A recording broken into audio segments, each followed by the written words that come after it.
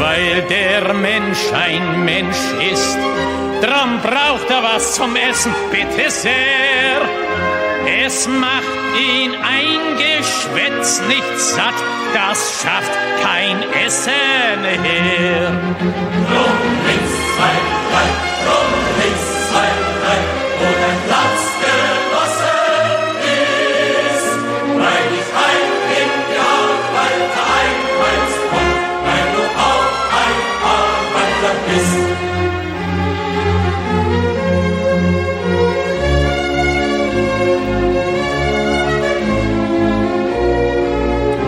Und weil der Mensch ein Mensch ist, drum hat der Stiefel im Gesicht nicht gern.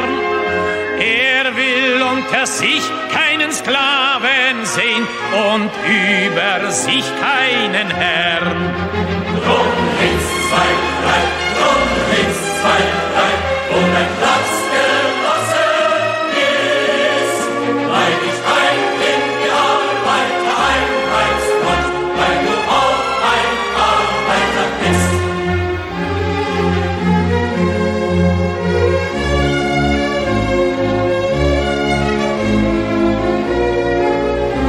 Und weil der Prolet ein Prolet ist, drum wird ihn kein anderer befreien. Es kann die Befreiung der Arbeiter nur das Werk der Arbeiter sein. Drum links 2, 3, drum links 2, 3, wo dein Platz genossen ist, weil ich ein in die Arbeiter einmeinst und weil du auch ein Arbeiter bist.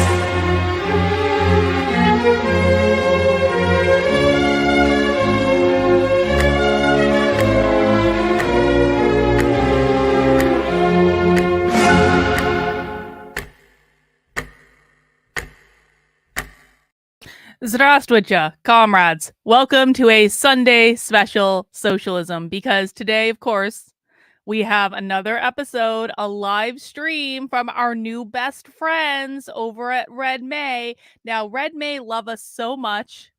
They really do. They love that we're streaming their content, that they are putting in their chat. We moderate our chat in good faith. If you are believed to be engaging in the chat in bad faith, you will be warned or banned. Keep it relevant or keep it to yourself. Now, I know that Redmay has the best of intentions here.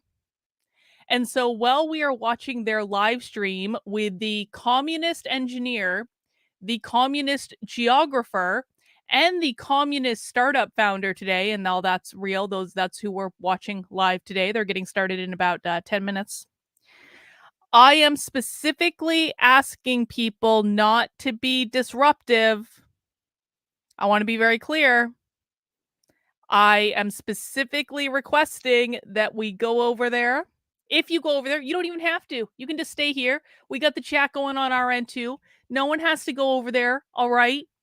But if you are inclined to, because you would like to ask them questions about what they're talking about, then just please be nice, please be civil, please be polite, please play by their rules and ask questions that are relevant to the stream. Now, what we did find last time, Redmay, is that even when we were asking questions that were directly related to the content in the stream, you still said they were irrelevant. But you know what? We can only do our part.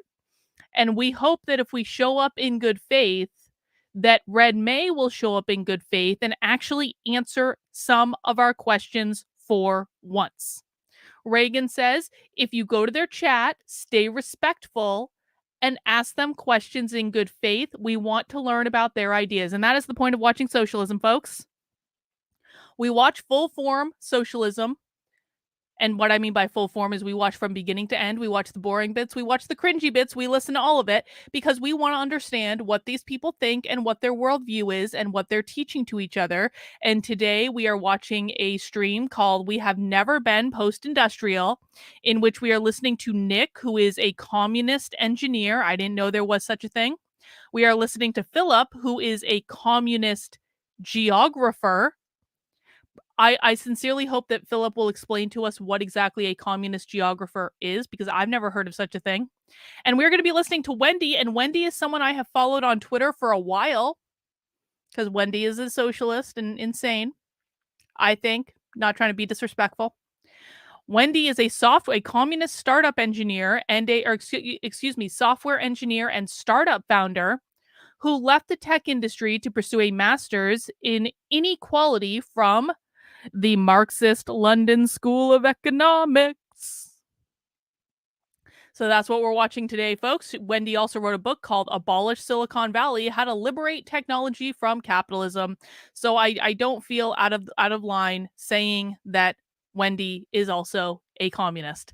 So that's what we're watching today, guys. That's why I called the stream, a communist engineer, a communist geographer, and a communist startup founder walk into a bar. I don't know what we're getting into, but I will say this, that I am choosing the streams that I choose on Redmay because I'm actually genuinely interested in hearing them.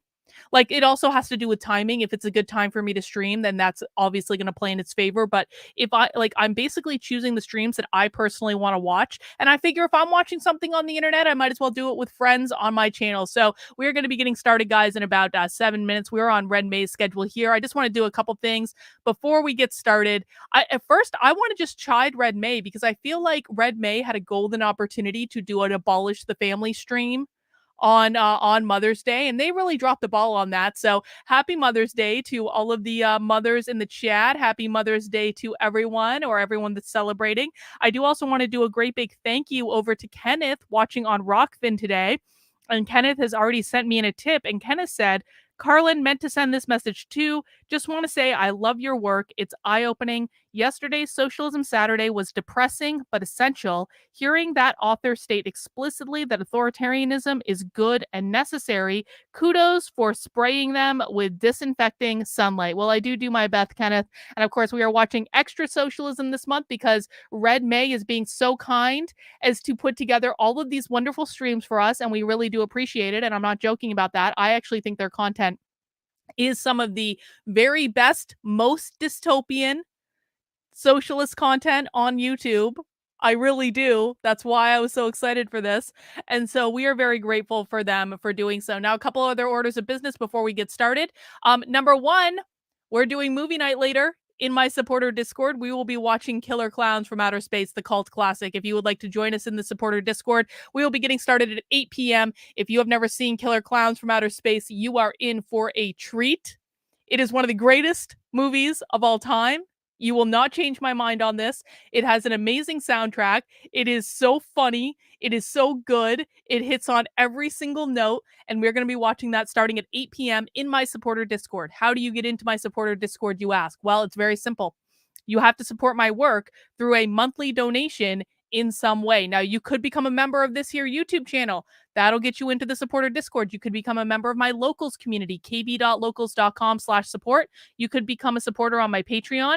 But the very best way that I would recommend is by becoming a supporter on my Substack, which is Carlin, Karlyn, .substack.com. And after the stream here today, I'm going to be posting the supporter Discord link to all the different platforms that I just mentioned. And I'm going to be sending out a newsletter that looks a little bit like this. It is called the Unwoke Roundup, and that is going to go out to all of my Substack audience. But in the Unwoke Roundup is going to be the link to the supporter Discord. Okay. And so if you get that newsletter and you are signed up as a supporter on the Substack, you just have to scroll all the way down to the bottom. I know you have to go through a lot of stuff first, but you can do it rather quick.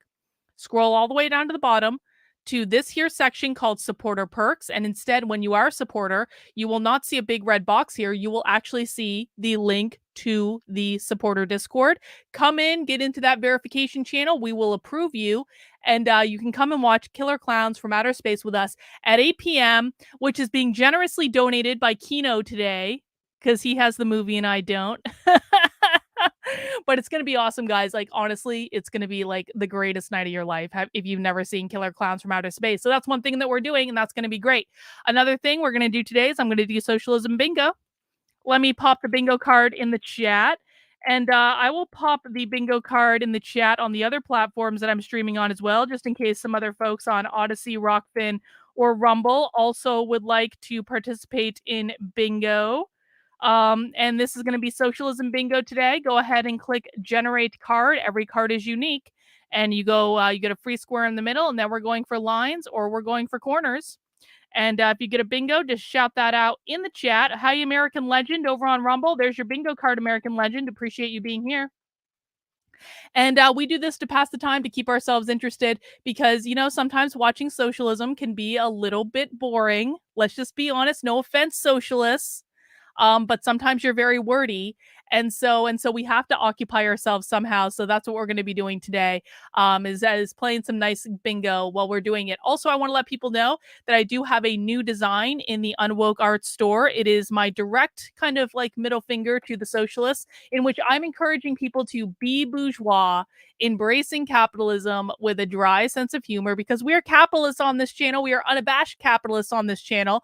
And so I created this unique design for Unwoke art with the fox.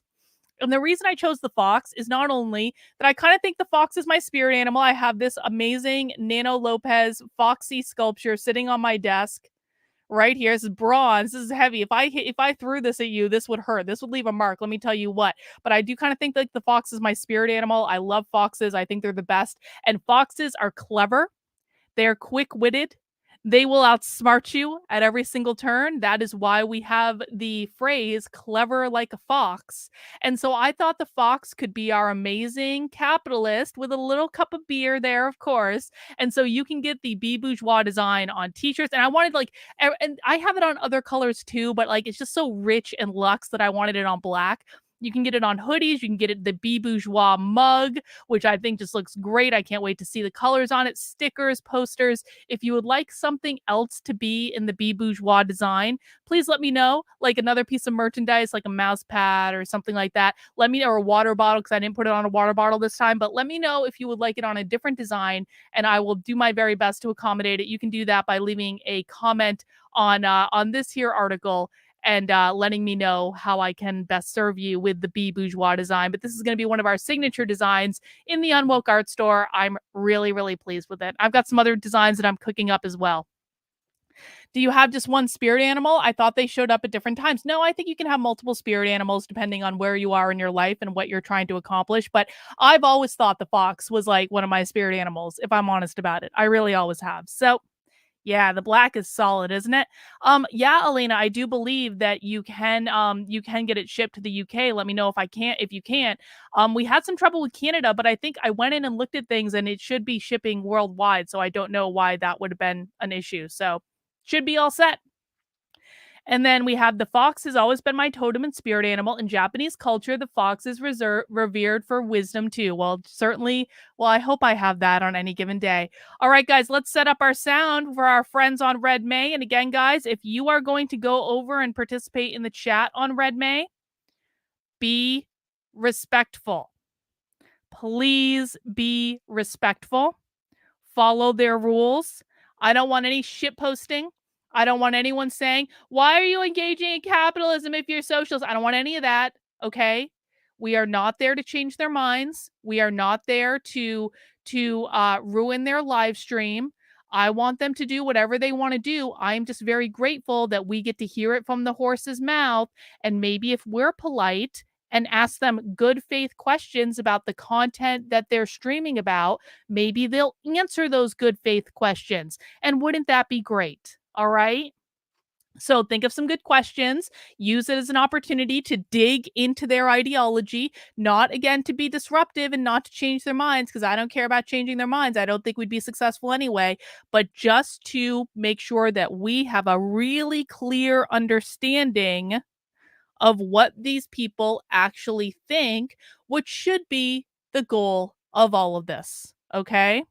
So that's all I'm saying. I'm just like, that's all I'm going to say for today. And if you do want to get a direct link to that stream, that is pinned to the top of the chat on YouTube, but you can also look it up yourself. We're watching it right there. And hopefully they'll be getting started in a minute or two. Socialists are usually late. And so, it is what it is, I suppose. But guys, please mount that like button for me while we are waiting for the socialists to arrive. This is a Sunday special stream. I don't normally stream on Sunday, but we are today because we were on Redmay's schedule. Let me just scroll through the chat. I hope everyone's having a great day so far.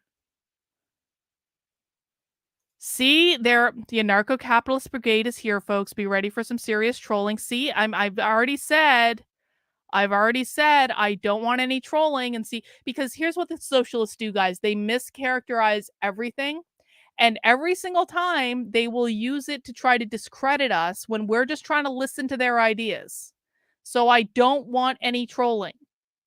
Let them be the bad guys. But if you have questions, and I feel like I have to say this over and over and over again because the socialists will overtly lie, as we can see on the screen right now. If you have good faith questions, ask the good faith questions. I might have questions that I hope I can get someone in the chat to ask about the content of the presentation, but I explicitly do not want trolling or shitposting.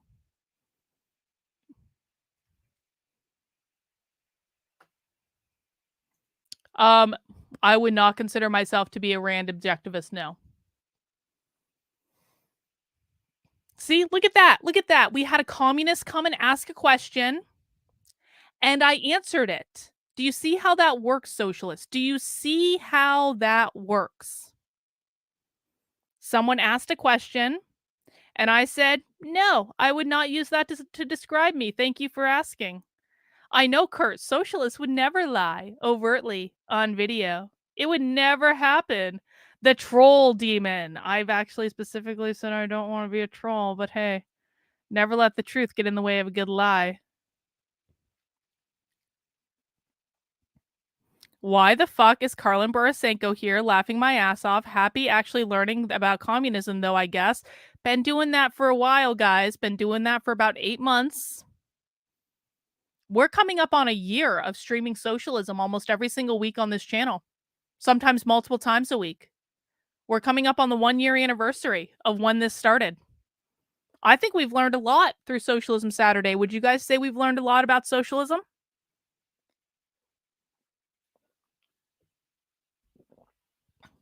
We'll be starting shortly. Don't worry, Redmay. We're being very patient.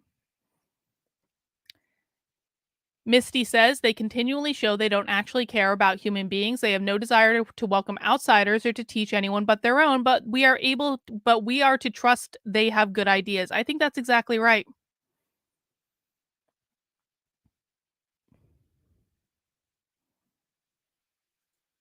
I think that's exactly right.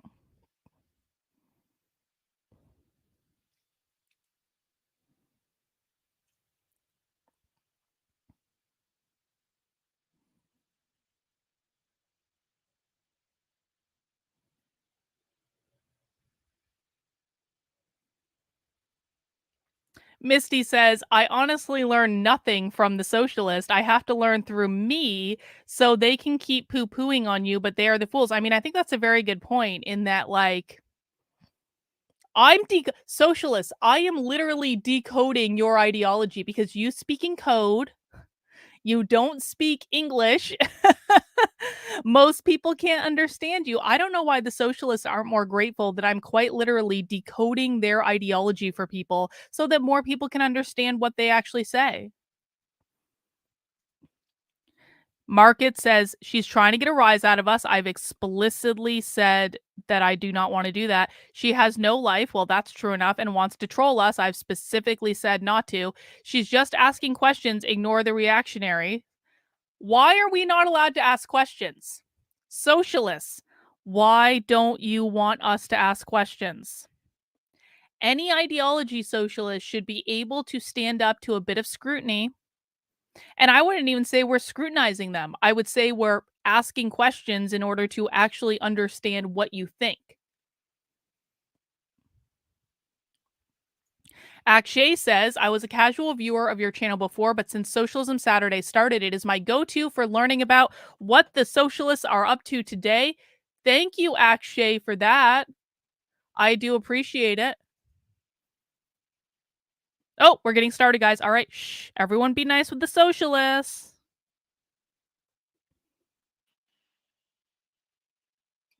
Hi, everyone.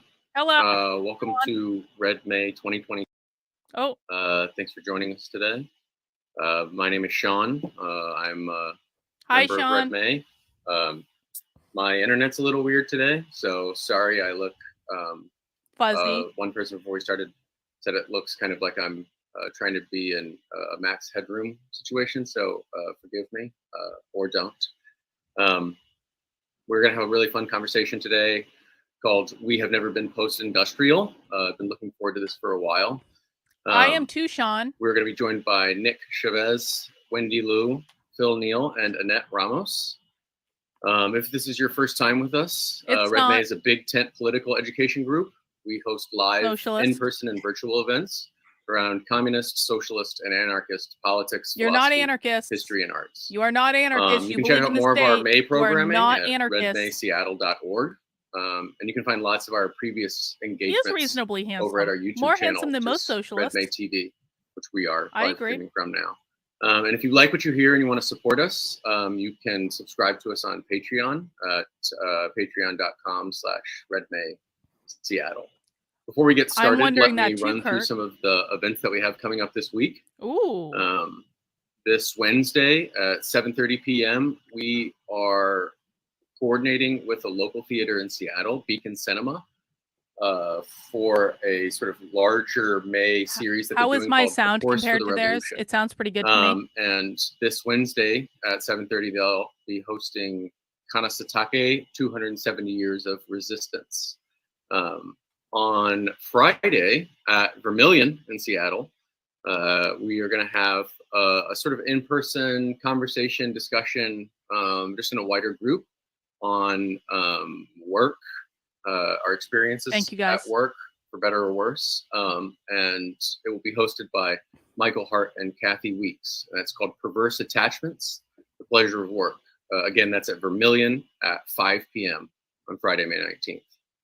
On Saturday at 1 p.m., Cordelia Belton is going to join us and work out some sections of some stuff she's been working on with the new book. And this is called Values, Judgments, Normativity, and Communist Practical Reason. I want to watch that one. Saturday, May 20th at 1 p.m. I think I'm going to watch that one. On Sunday at 11 a.m., we have Lise Vogel's Marxism and the Oppression of Women at 40. Oh, we're definitely watching that one. That will be joined by Kirsten Monroe. I would like to know how I'm Shinji Arusa, oppressed. Paula Varela, Melda Yaman, and Sue Ferguson.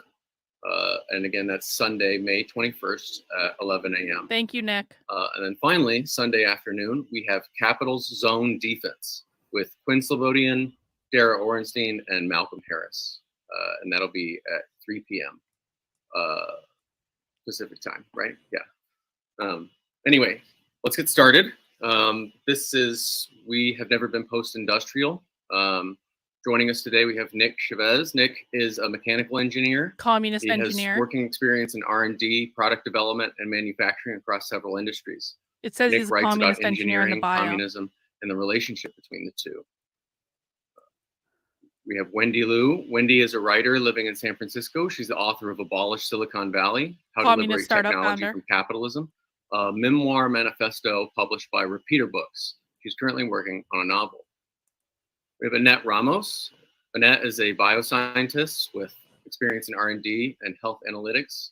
Her concentrations in relation to communism include U.S. health policy, the migrant worker struggle, and anti-imperialism in the global south. And finally, we're joined by Phil Neal. Phil Neal is a communist geographer based in the Pacific Northwest. He researches the formation and restructuring of industrial territories and related transformations in the cadence and character of class struggle. They are all going to do some talking and engaging together. In other words, there'll be some discussion, and then that sounds entirely made up at the end for Q&A. And with that, I'm going to hand things over to Nick. Hello, everybody, and thank you, Redmay, for having us all. I'm really looking forward to this. So I've prepared some opening remarks. I'm just going to go ahead and read them, and then it'll segue us into a nice, fun conversation between the four of us. So we live in a post-industrial era, the common North American narrative goes. Our magnificent first world economies have transcended the industrial grit and grime of an earlier, more primitive age. Gone are the factories, as well as the once seemingly ubiquitous factory job. Through the superior merit of our Western culture, we have transitioned into a society where we can focus on more refined pursuits. Silicon Valley and Wall Street are two poles of an axis around which our meritocracy revolves. Be smart and grind hard enough, and you too can work a cushy job in finance, meritocracy is considered to be white supremacist. App, or otherwise be some sort of sought-after creative. Because it supports capitalism. Making tangible goods is beneath us. We don't do that anymore. We are benevolent enough to let the developing countries manufacture everything so that they can maybe, one day, catch up to us. None of this is true, of course. We have never been post-industrial. Modern technology makes industrial capacity and ubiquity of manufacturing goods higher than ever. The production of commodities is the fundamental engine of global capitalism, despite its obfuscation in our cultural imaginary. Industrial capacity in many of the advanced economies actually remains extremely high, with large industrial zones and sophisticated factories sitting just a few miles outside the downtown skylines where this supposedly post-industrial economy is headquartered. This narrative of a post-industrial transcendence would not resonate if it did not contain a kernel of truth, though. A smaller and smaller share of the world proletariat performs productive labor. The global working class body is deindustrializing, while actual industrial output remains astronomical. Here in the USA, it is easy to explain this through offshoring, and that certainly is an important part of the equation, but it is far from the whole story. Such a deindustrialization has been underway globally for a while, albeit with regionally distinct characteristics. Employment numbers in newer industrial territorial complexes in Southeast Asia, East Africa, Central America, and elsewhere do not come anywhere close to making up for the amount of industrial jobs shed by more developed countries, including those in the increasingly deindustrialized East Asian workforces. So where are these jobs going? What is the composition of the global workforce? Where is the technical expertise concentrated? As communists, what does this mean for us? The industrial worker has played a protagonist role in the communist imaginary of earlier eras, and for good reason. To dismantle our present mode of production, capitalism, and restructure it in a planned fashion in service of general human well-being, as communists aim to do, it is critical to understand such production at a fundamental technical level. How do you Nobody decide is better who plans equipped the with this knowledge restructure? than the workers that perform this productive activity for a living. While the demographic constituency of historical communism has been far more diverse than this mythos may imply, See, Mao Zedong is lying about us over there. that technical expertise is I have absolutely specifically critical said and not to be necessary disruptive for the several success of times. communism Lying over communist capitalism. again. The deindustrialization of the global workforce, even in the face of historically unprecedented industrial output, thus poses a challenge for communists. This tendency towards a deindustrialization of the proletariat is innate to the logic of capitalism. It is an unavoidable outgrowth of capital's tendency towards automation and overproduction. I specifically do not want this people problem, being disruptive. the composition problem, requires communists to find a way to harness the technical expertise concentrated in an ever-shrinking proportion of the global proletariat. Like good communists, it is important for us to understand the composition problem as something intimate that can also be grappled with in the first person. All practice must be done with the big picture in mind, and the big picture used to inform the practice.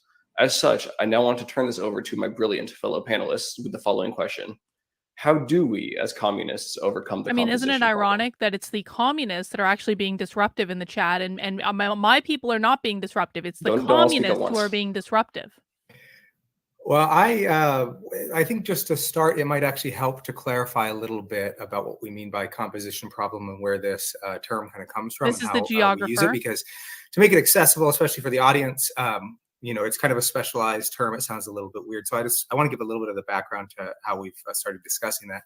The most recent use of this term composition problem for most of us within the kind of communist theory world comes from the journal Endnotes, written by a communist collective over several years. In the early 2010s, they started to propose this thing of the idea of a composition problem is specifically as it relates to the question of the formation of like revolutionary subjectivity within mass uprisings. Mao no longer welcome in the chat. Where it was a contrast with previous era, where there was this sort of given subject of revolutionary activity in the form of the industrial kind of mass worker and large factories, and that today we don't have that kind of given subject of struggle. And so there's this weird thing that happens when there are these mass insurrections, even of a very large scale. There's no easy kind of collective subjectivity that can be formed in those spaces, or there's no subject that kind of gives itself as a potential universal subject.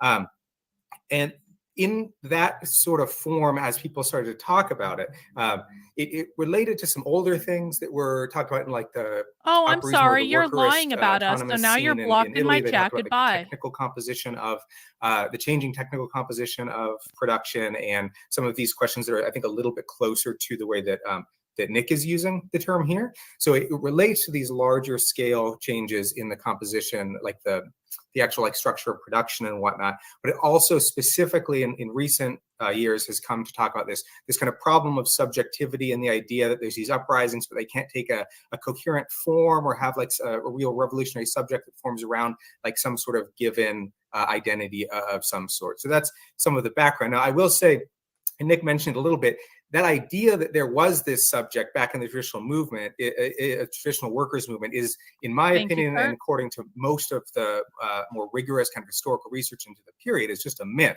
It didn't really work like that. There was a very, very long period of constructing that composition, that's revolutionary subjectivity. And if you read, probably the best account of this, in my opinion, is Mike Davis's book, the first essay in his book, Old Gods, New Enigmas. And he goes through this process of composition, which was like an active political process of organization.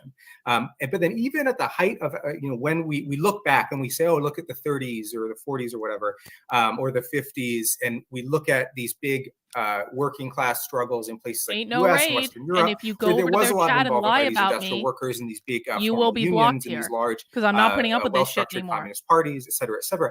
But the reality is that even in your those choice areas, entirely, if you look Johnny, at the most you can continue to interact here, or you can be blocked. And the most kind of the sort of vanguard of global struggle, it wasn't in those places, right? It was in the global South. It was in these mass strikes that were taking place in Africa. They were taking place all over the world.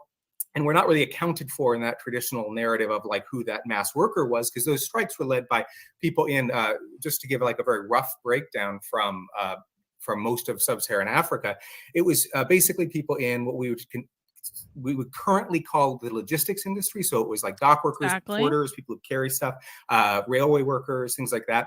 I was also people in what we would think of today as like the social reproductive sector. So it was civil servants, teachers, and that was really the core of like the nationalist movement in the decolonial period in places like Tanzania, for example. And then there was involvement, of course, the main difference today would be there was a lot of involvement by peasants. But in many of those countries, the peasants had also been kind of forced into these gig labor type weird sharecropping situations, like in Kenya. And that was an important part of like the support for the Mau Mau rebellion. And so it was like this weird mix of look at like this kind of it really gig labor, is service the socialists economy, being disruptive in their chat. It's not us. Logistics workers, the civil servants, teachers, government workers, all kinds of things like that. And those were the people who were really instrumental to these like general strikes and this big process of decolonization. And then also those evolved into like guerrilla struggles in many places. So even our idea of the traditional workers movement in those eras is often very like mythical, or it's very limited because we're looking at we're looking at Detroit or something like that. We're not really looking beyond that. But those other places were integral to the functioning of the global economy then as they are now. I have no idea what Phil just said, to be honest with you. And that, of course, poses that made no sense to me at all. Question: if we want to look at the fact that communism is a restructuring of our entire productive apparatus on a social technical axis, who decides? There has to be involvement of the people who actually know how that kind of stuff works, which is partially why I assembled this panel of people who have exposure to technical labor of some kind. So like Phil said, it's a subjectivity thing too. How do we take this history that has a dubious link between industrial expertise and technical expertise generally with the kind of revolutionary politics that we ascribe to? It's a big problem, and I think that we have no option but to try to confront it in the first person. That's the only kind of avenue we have at the moment. But there's a lot of ways to do that and not do that. And it'd be good to kind of see what the rest of you think about that. Jump in there on that note, Nick, but that's okay. So to that point, something I find challenging amongst certain leftist critiques of the tech industry and especially of Silicon Valley, which is sort of my area of expertise, is there's a tendency to deride some of the accomplishments coming out of the industry as just juvenile, silly, not really that impressive. Some people will say like Uber is just a wrapper around like a GPS thing, something like that. And I think there's while I sympathize and understand with the direction of the political critique, I think there is value in saying that a lot of what's coming out of the billions of dollars poured into this industry is mostly really not that useful, or it's not that impressive.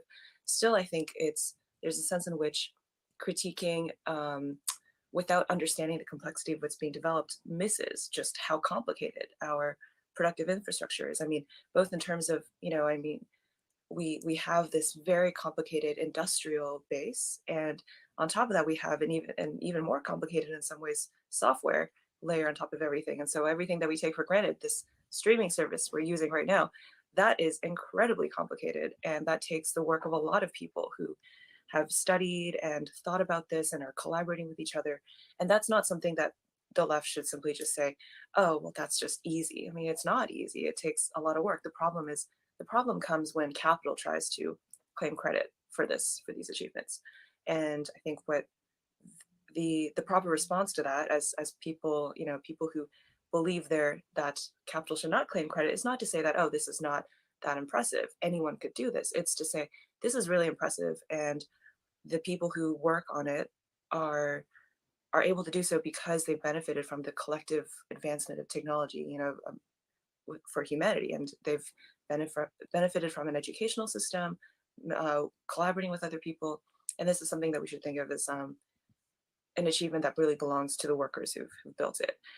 What about the people who invest the money to create it? The problem that we see now is that the workers wouldn't build it products, especially if there was no one investing the money to create it. There's a certain ideology that is associated with that, and there's a certain kind of subjectivity which is very much anti-worker in some senses, because it's a subjectivity that is beholden to capital. And does anyone force someone to go to work for Uber? Who deserves credit? And you see this reflected partly in the ownership of these companies. And so a lot of the time, the people who have the most knowledge of how these systems work, they are rewarded with ownership in these companies, right? If you look at like a big tech company, a lot of the people who have been there the longest and are working on these very sensitive parts of the system, they get shares in the company, and they make a lot of money, and they're treated like miniature capitalists as opposed to workers. And so then the people who really have a lot of this expertise, there are material reasons why they would not see themselves as I think this is a great point, Gertrude Ann. They don't believe their interests align with workers, and they probably just, and if push comes to shove, they might not even identify as workers at all. They think of themselves as a little bit more than that, a little more advanced, because they are benefiting from both the ideological myths. No one is forcing them to work there. Of the sort of capitalist system. They're getting paid to work there. A salary that they agreed to. That poses challenges for any efforts to organize the industry, but also just efforts to get people to see themselves as part of a larger tradition of just human beings building things together for all of us, and as getting them to break out of this. They're not building it for all of us. They're building it for people who will pay money for it. Essentially, it's just this story that capitalism has been telling all along about who deserves the credit for when. Who is going to pay for an Uber under capitalism when if a streaming service, if this when no one has money, software is built, who deserves the credit? Oh, it's Zoom, or it's some other company. It's the venture capitalists, it's the investors. And that is something we all just take for granted. And it's really, really hard to actually contest that. They do think people are forced to work because they themselves would force people to work.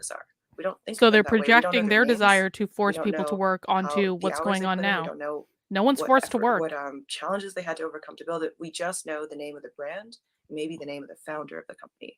I think that is something that is sort of encoded in our cultural DNA at this point, and that does pose huge challenges for getting us to think about how do we treat the technology, the achievements that as a society we've come up with. How do we treat that as something that belongs to workers collectively, and not simply the capitalists who've emblazoned their names all over this stuff, that invested the money, that paid the salary. No one is forced to work. If you don't like a job, good question. Leave. I mean, it's made challenging. So the thing that simultaneously creates the condition you just very well described, Wendy, but then also maybe potentially contains like kind of the seed of its own undoing, is the very fact that, as much as, those of us in the more privileged end of the kind of technical labor expertise stratification are pushed to identify more with like the capitalist class rather than the proletarian class. At the same time, there's the inescapable fact that unless you get really lucky with your shares, assuming you even are the type of worker who can get shares.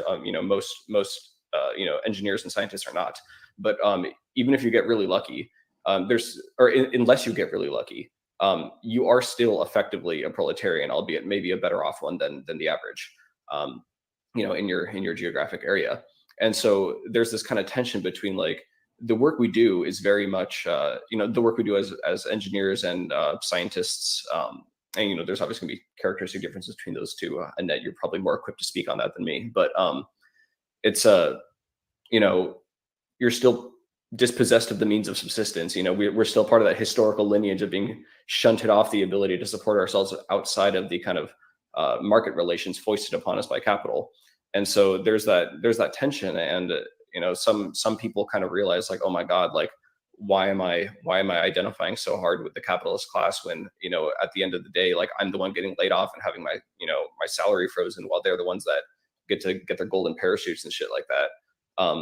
And so there's anecdotally, I can say there's, among younger engineers and scientists, there's go start your own tech company. Like the way that it's working for younger people generally, there's just a growing kind of see, Redmay never reprimands like market who's being market is being openly disruptive. The reality on the ground. Market is spamming their chat. Even market for, is the one causing the disruption here. We're not. The fact that there's still this very palpable but Redmay never reprimands it's a circle that a lot of people just simply can't seem to square. Seems a little bit selective to me. And I think that right there is it's an integral key to how we talk about this overcoming of the subjective aspect of the composition problem. Aha! Thank you, Redmay. Thank you. Shut that asshole up. Maybe they're listening right now. Just one thing that I think we could add to this, though, is, this discussion about like industrial workers and whatnot, and the proletariat versus the working class versus industrial workers specifically, right? So the proletariat is like this very general, very abstract category, and it's not a sociological category in the sense of like trying to figure out individuals' status of, is this an individual like a proletariat or are they a capitalist, right? And the reality is that we're in this large system that's for the most part kind of polar. Landlords are a little bit off to the side, but no, they're not. Landlords are the bourgeois. What are you talking about? This large spectrum that's been set up at the the highest social scale across the entire world, right? And everyone somewhere kind of within this spectrum, the vast majority of people are closer to this proletarian side of it. And the proletarian side of it is those who are dispossessed of essentially, everything other than the ability to sell their labor in exchange for all the, means of life. And now, obviously, many people are going to own a little bit of stuff, right? People being disruptive aren't even from my chat. Nothing. If you look, especially at the global scale, it's going to be very, very minimal. But you might own a little patch of land somewhere. You might own, a house even. You might have some investments. Someone who works at, just a regular service job is going to have some stupid little like investments or something on one of the little trading apps. And the point is just that landlords are those high level versions of class that we use are not really what we use at this political level of organizing, right? We're not saying, oh yeah, we need to look at industrial workers, right? Because we understand that the proletariat does this, right? If you look, for example, at at Marx's actual writings and divide them sort of between the writings where he's writing about very specific historical sequences like conjunctural analysis, and then these more abstract writings like Capital. When he's writing these historical things, he doesn't really talk about it in these terms. He talks about these like much more granular categories. He's looking and he's saying, oh, these assholes who used to be aristocrats, but then they don't really have an income source anymore. So they hang out at all these like bars and they're sort of lumpenized in this funny way. Those guys become very conservative in these specific situations. And today, I think that's the level at which we're really looking at it. I think that the point that Wendy brings up is a very good one. There's a specific segment of workers, and not just like engineers and scientists, but really this specific segment within mostly it's quite a bit more in like the software side of tech work. And those shareholding structures don't extend universally across engineering. They don't extend universally across even other high wage professional services. They do in certain sectors like lawyers. Lawyers is like the classic example of those things where you can become a partner in the firm, right?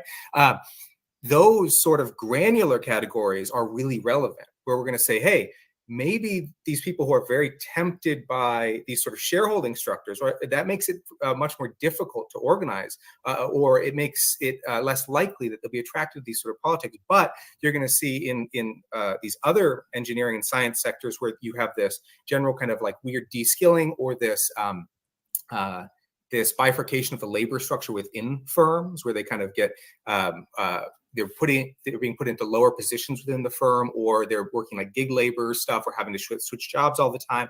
Those, you know, segments of engineers and scientists might be more How attractive, would their jobs be better under socialism? You know, we can look at all this all across the line. I've talked about how would their jobs and their lives Hinterland, I talk about how be better under socialism or communism. These particular conservative sectors that come out of these exurbs in the US, where it's like people who are kind of like playing at these working class positions. They wear the really clean, nice new Carhartts, and they drive the big trucks, but they don't really haul anything with the big trucks, you know.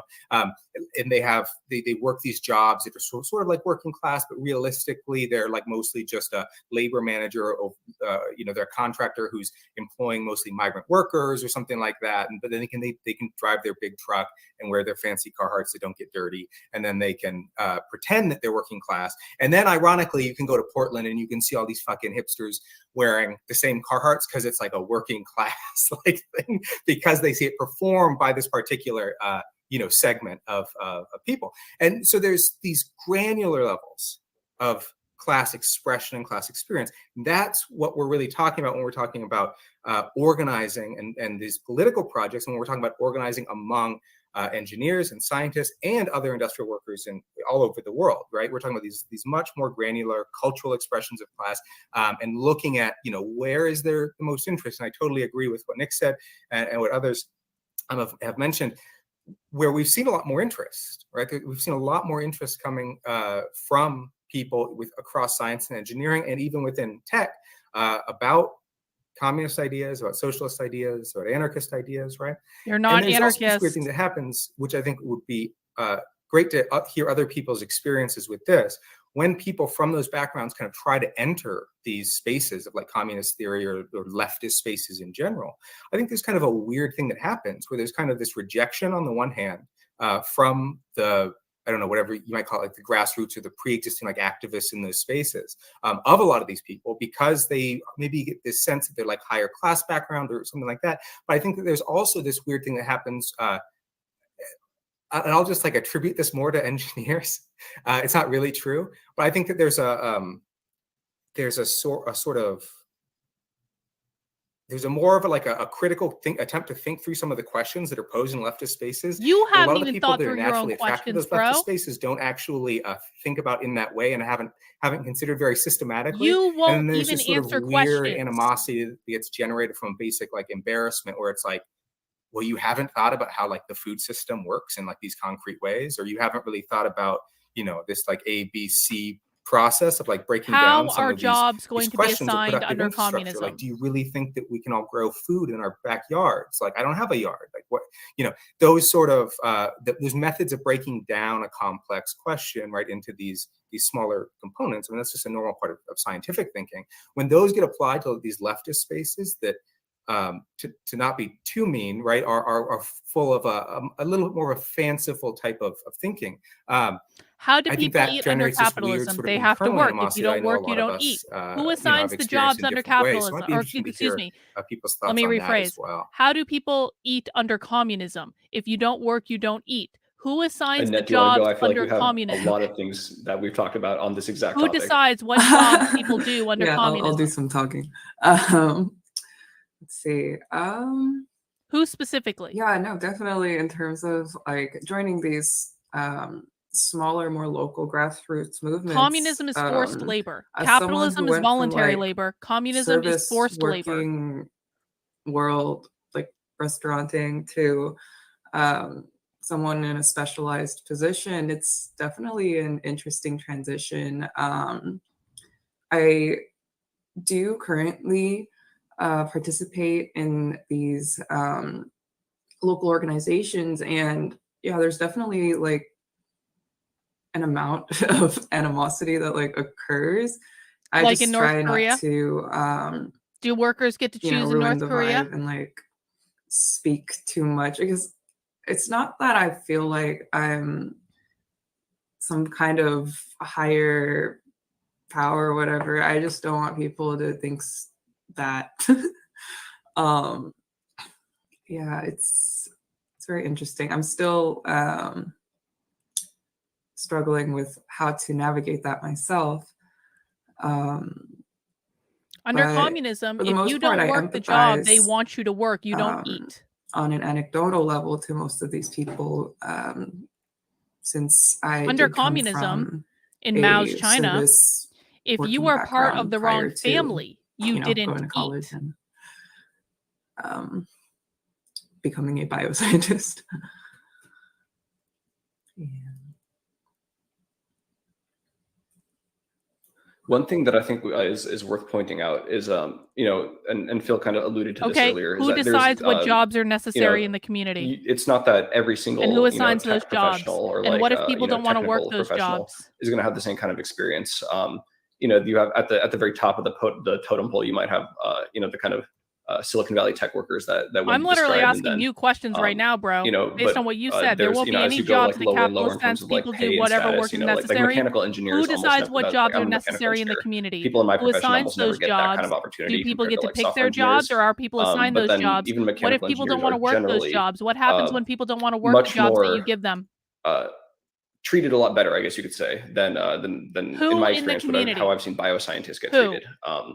And so there's do people get to decide they don't want to do the jobs that you want them to do? Probably getting treated better than some other profession that manages. Do people have any free will at all in the community? Have their labor bargaining much more curtailed for whatever kind of situationally contingent reasons. And so Annette and I are in we have a local group comprised of anti-capitalist so if the community votes that you have to do a job that you don't want to do, you still have to do the job that you don't want to do. A good chunk of us are bioscientists, slavery, bro. The rest of us are engineers of different kinds. You're literally describing slavery right now. If the community votes that you, Kaz, 1, 2, 3, does a job that you don't want to do, you are forced to do that job or you don't eat. Congratulations, you're a slave. Why is the earning potential so much lower? And then there's at the same time democracy is tyranny of the majority. They're so why does it seem like in my eyes why does it seem like bioscientists are so four wolves vote and they vote being to eat radicalized the sheep for dinner. In kind of my immediate circles compared to engineers? Democracy. There's probably a connection between the two. It's maybe more complicated than it looks on the face. But where are you getting the food from if people aren't working? Worse are going to be more Who's bringing the food in? Who's cooking the food? Seems like a reasonable Who's distributing the kind of food? thing to assume about it. What happens if no one wants to do those jobs? Extend to the technical workforce. Do they get assigned them in general, via democracy? How does our kind of positioning relative to each other? How do you make sure there's enough food? Who grows the food? Who tends the fields? You can take the kind of easy approach and say the worse you're treated, the more you're radicalized. But the reality is that's not even remotely true. It's just maybe true in a couple little instances. And so I don't know. I think this is maybe some nuance we can kind of there's some nuance here we can talk about. Yeah, I would love to just touch on that real quick. So, I mean, Nick, what you're saying about, why are certain people paid more even though they have the same amount of education? So you're saying I have to be a slave to you because the world doesn't revolve around me? I know the world doesn't revolve around me. That doesn't mean I need to be your slave. Because once you I don't know you anything. You really it really and you voting with a group of people that I owe you something does not actually mean that I owe you something. Merit or, how good they are at something or how valuable they are, because you really see that it's not any sort of definition of merit that makes sense innately. It's not something where we can say, oh yeah, this makes sense. This person who gets paid more is just better at their job. No, instead, if you analyze this on a macro level, how did the people who died in China of starvation feel about the principle of everyone eats regardless? To get you to do your job, to maximize whatever management is trying to maximize for, whether it's they're trying to make more money or they're just trying to contain labor. The potential for labor organizing. So if I don't do the job that you vote that I should do because I'm your slave, then I go to the gulag for not doing the job that you want to force me to do. Sounds like a great system, guys. A great system in which you are enslaving people to your will. Right, but so I'll ask again, who decides? Potential or an innate value. It is everything to do with what capital thinks it needs to pay you. And so people who work minimum wage jobs, it's because, capital figures that it can get away with it. and that the people who are working these jobs just don't have the power, don't have the just because other people want to be slaves doesn't mean I want to be a slave. And for people who are being paid really, really well, it's because capital thinks like, well, you know, I might as well pay these people more, be easier than trying to hire new people, and maybe they can do a good job. And there's a lot of wishful thinking there. And part of the reason certain software engineers, we're going to listen now, highly valued tech companies are paid so well is because for a while there's been this weird equilibrium point where capital thought, well, we need to pay these people really well, and then they'll come up with brilliant new ideas that we can monetize. And so that is partly wishful thinking. Like there's a mix of superstition and, you know, risk assessment, running the numbers. It's a mix of all these things. And it's, yeah, I mean, absolutely nothing to do with innate worth. And we like, it's so important to reject that. And I think once people realize this, it's really, really hard to go back and believe in this idea of meritocracy and that money is distributed in a way that makes sense at all. And I think looking at, in particular, people negotiating a wage seems to make sense to me. Silicon Valley boom. I think what's so interesting about the ideology that comes out of that is that, you know, not everyone, of course, there are definitely people who have different backgrounds or are exposed to different ideas and who are more radical innately. But then there are people who, it's like the sports metaphor, being born on third base and thinking you hit a triple. It's like these people who graduated or entered the workforce during a low interest rate environment, and they happen to have some sort of like technical background, and they think that they're like gods because they know how to, you know, write JavaScript, and they're rewarded with millions of dollars. And I think that's something that's, you're not rewarded for millions of dollars for writing JavaScript, because they're rewarded for what they create. Of the workforce, but this is a proportion that captures. They create something that so many people value that it's worth millions of dollars. Media loves to sell us on stories like this. It's not about the skill set; it's about the creation. If you hear enough of those stories, then everyone can think that that this is possible. Everyone can think that they just have to do a coding boot camp and then, you know, get a good job, and then bam, their financial security, it's fine, as opposed to understanding that actually it is quite rare for someone to attain any level of actual financial stability in the system.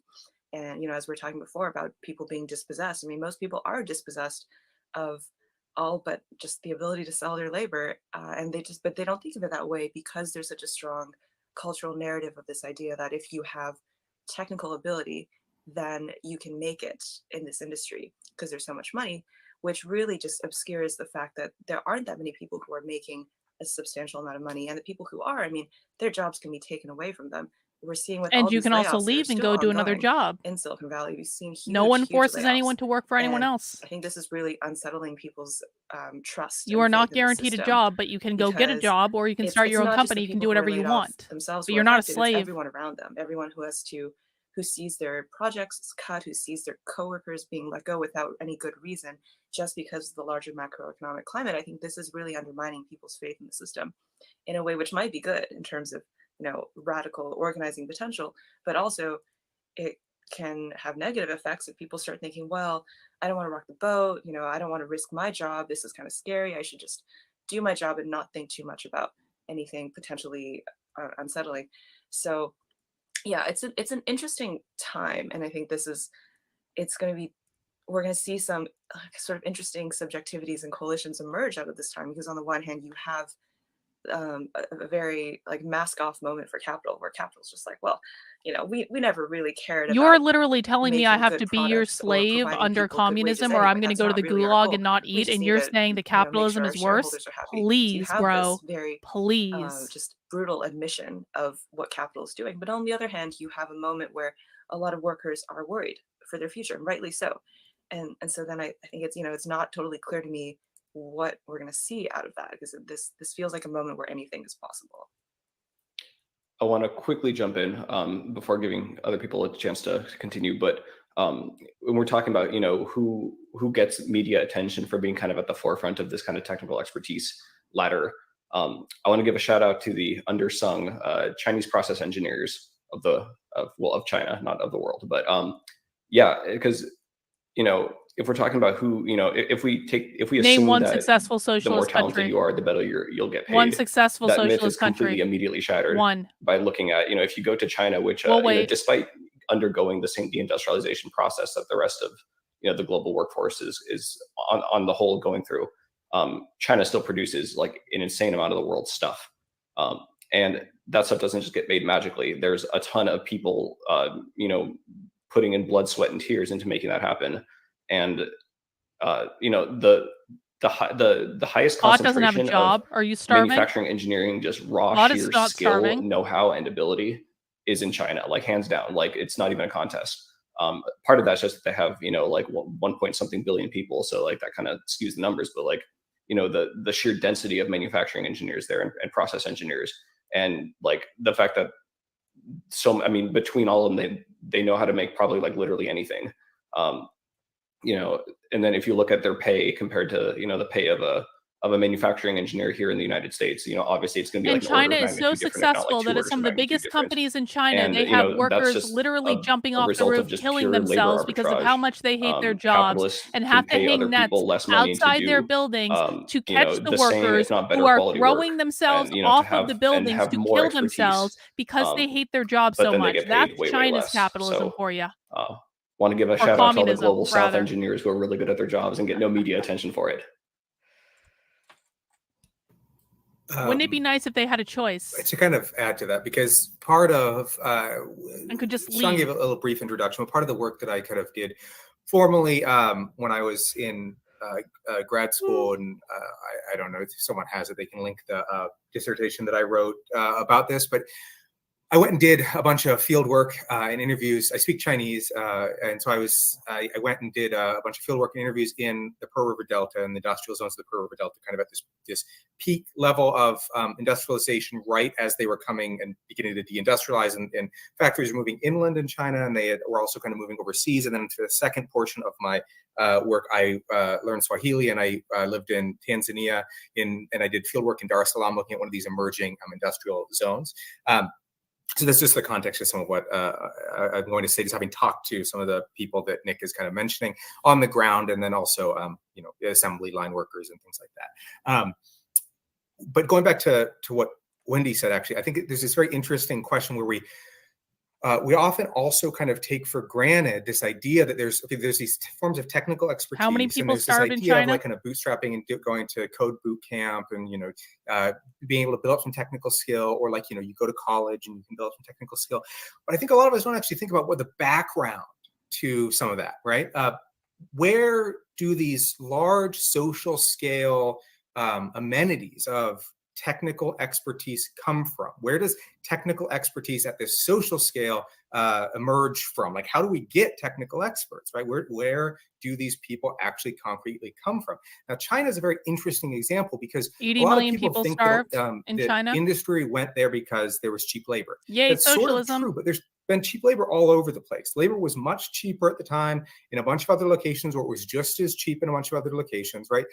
So there's a lot of historical reasons of exactly what was happening with the Cold War and stuff, which maybe predisposed it toward China. But one of the big things, the huge differences, was the fact that because of the socialist era kind of investments in health and education, Chinese labor was not only cheap and plentiful, it also had immensely high levels of health and literacy and rudimentary engineering training. So a high level of like low end kind of engineering at the time, high levels of literacy, and then high levels of kind of health, just other kind of social services. A lot of the things were rolled back right through privatizations and the general marketization of the economy.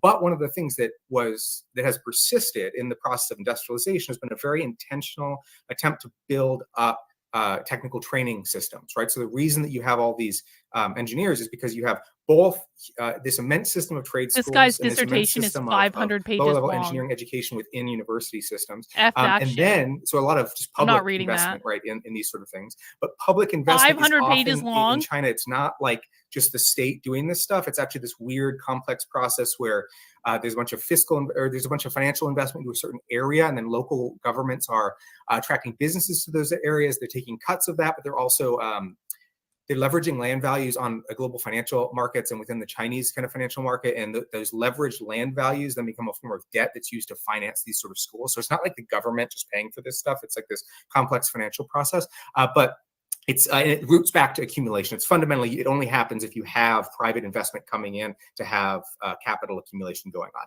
So they're taking cuts of this to fund technical development. And then the other side of it, though, is there's huge amounts of technical training that goes on within firms So a bunch of people learn enormous amount of technical skills, especially within lower level technical skills. They're learning those on the job through either specific in-job training programs, right? Or the firm sends them to a school to learn certain things.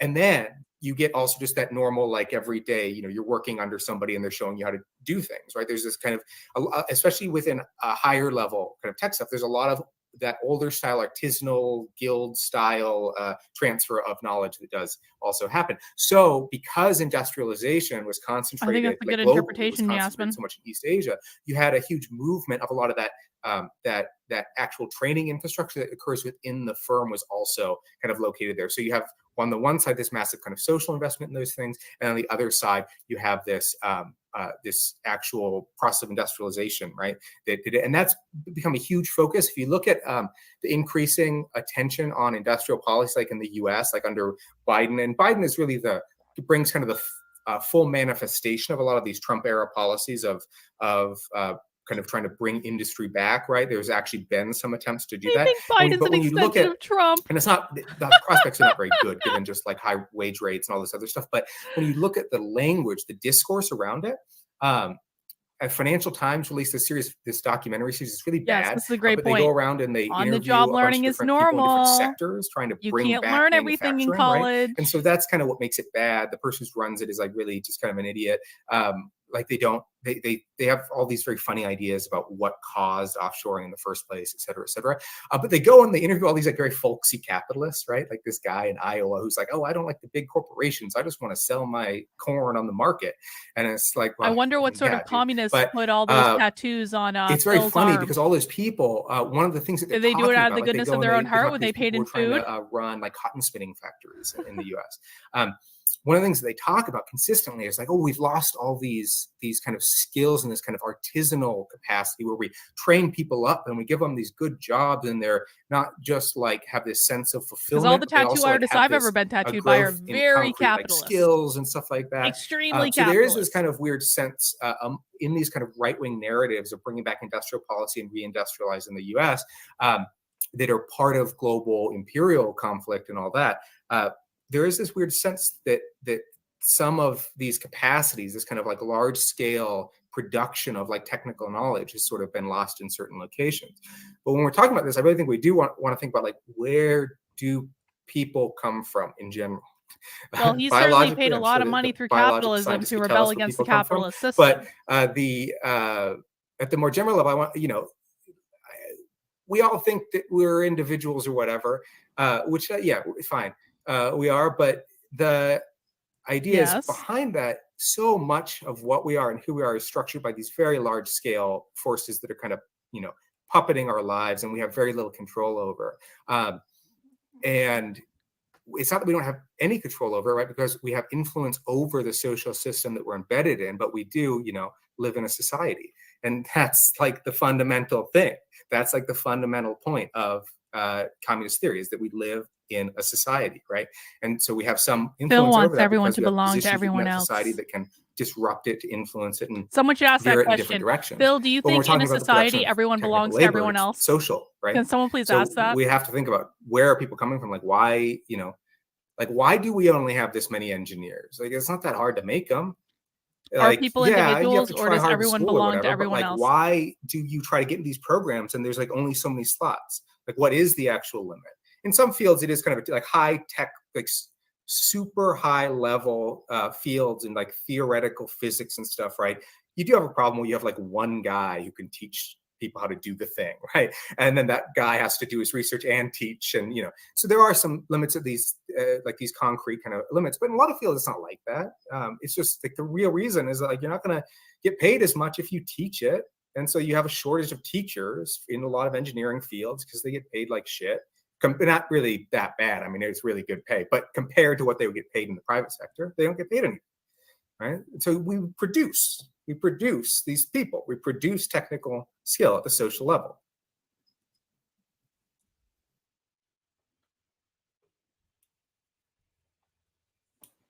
I think to add on to that, it's we can also look at, because I think if we kind of look at that exact dynamic of like, why do we have so few engineers here? It's compared to other places. A lot, it'd be easy to assume that we also don't produce much here in the United States. Like, oh, all the factories went away to China or whatever, and then everyone here works in graphic design, teaching, eat hot chip, and lie. That's like the 4 professions here. But then the reality is, if you go to any kind of like industrial zone in the U.S., we're producing a ton of crap still. Like, and it's just that because labor arbitrage has moved a lot Krista of the kind with a good question. Krista asks, do children belong to the state in a socialist nation, or do parents have rights over them? Great question, you need fewer Krista. engineers and like, of course, fewer hands-on operators and technicians here stateside. But then we have these really high levels of automations for the stuff that capitalists couldn't offshore, or it wasn't very profitable for them to do so for a variety of reasons. There's still huge industrial capacity here. And like, it depends what city you're in. Some cities have like basically none. But most major cities in the United States or North America generally, and I think the same is true in Europe, if I'm not mistaken. But there's still lots of factories and lots of stuff gets made. And oftentimes it's not like it's like a factory is not something where like a bunch of raw materials come in and then you get like full iPhones out the other side or whatever. The reality is that like global supply chains have really fractalized. It's incredibly relevant to the conversation, Redmay. Phil literally just said that in his statement. You have sub-assembly. Yasmin, can you please reply? You are literally responding to something Phil said in his statement. I don't know how that's not relevant. The 29 other Phil said sub-assemblies. People are individuals, maybe, but they belong to a society. And then each so one of those we want to know and really nail down, does Phil believe that everyone belongs to everyone else, or are they individuals? You are responding directly to something he said. And you get your completed like tractor or whatever the hell it is. It's like they don't even listen to their own effing presentations. Like made in the USA, they're literally like 98% made not in the USA, and then they're like someone like tightens a couple bolts like here in the US, and then like boom, like the thing is made here in the United States. It got completed here. And so there's like when we talk about this kind of this kind of technical expertise core of communism, of like of restructuring productive capacity. I think a lot of bringing this back to kind of what you asked earlier, Phil, about like a left that is comprised of largely non-technical people. There's this kind of, I feel like there's almost this kind of notion among like people without technical training that like, all production actually happens offshore anyway. So like for us here in the imperial core of capitalism, we don't really have a responsibility to think about it because there's nothing we can do about it anyway, because like nothing gets made here. Like we're just like the financial center of the world. And maybe that's true if you live in like, I was going to say Switzerland, but actually they have a lot of factories there now that I think about it. So like, I mean, the reality is that like, if you literally just walk like 20 minutes that way, and I say that like that applies to like a lot of parts of any city, you'll find a factory or like a warehouse that's like that's like shipping manufactured goods around or whatever. Like there's like this entire industrial economy never actually like went anywhere. It just like changed shape, and it's like literally under our noses. Like it's like strip malls and stuff like that. You'd be surprised how much like behind the strip mall there's like warehouses, and what's in the warehouses you have like a machine shop or whatever. And they're just like everywhere. And so I think that plays a big role on the kind of subjective character of the left in the United States, because they just assume that like the only real thing that you can do here is like, wave signs around in like downtown, or like, go in front of some government building and like shout things. And it's like, no, like there's like the actual like conduits of industrial power like run through like your neighborhood really. Myself. You just have to like look a little closer, but they're there.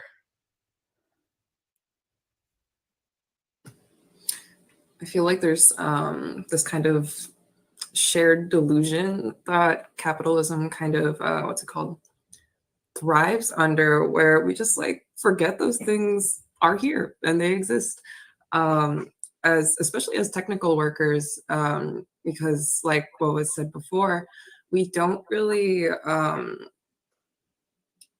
pay much mind to the production of things, even though it's right under our noses. And I forgot where I was going with this. I'm so sorry. But it's how you say, with a Oh, shoot. Totally lost my train of thought. So sorry. I'll just That's okay. Well, Wendy, I'm kind of curious. I want to hear from you a bit on this because thank you, Elena. You know, in the software engineering world, software is, as we've discussed before, like so abstracted from the actual, like, you know, like literal nuts and bolts and gears of our world industrial system. And I think a lot of software engineers are, you know, they're like aware of the kind of physical infrastructure of like data centers and like undersea cables and all that kind of stuff. But it's not something they ever really have to interact with because that's what like electrical engineers are for. And so, but at the same time, you know, as you pointed out earlier, this kind of like software aether realm that kind of like hovers over all of our like technical, you know, crust of the earth stuff is absurdly complicated, and the people that make it run have very admirable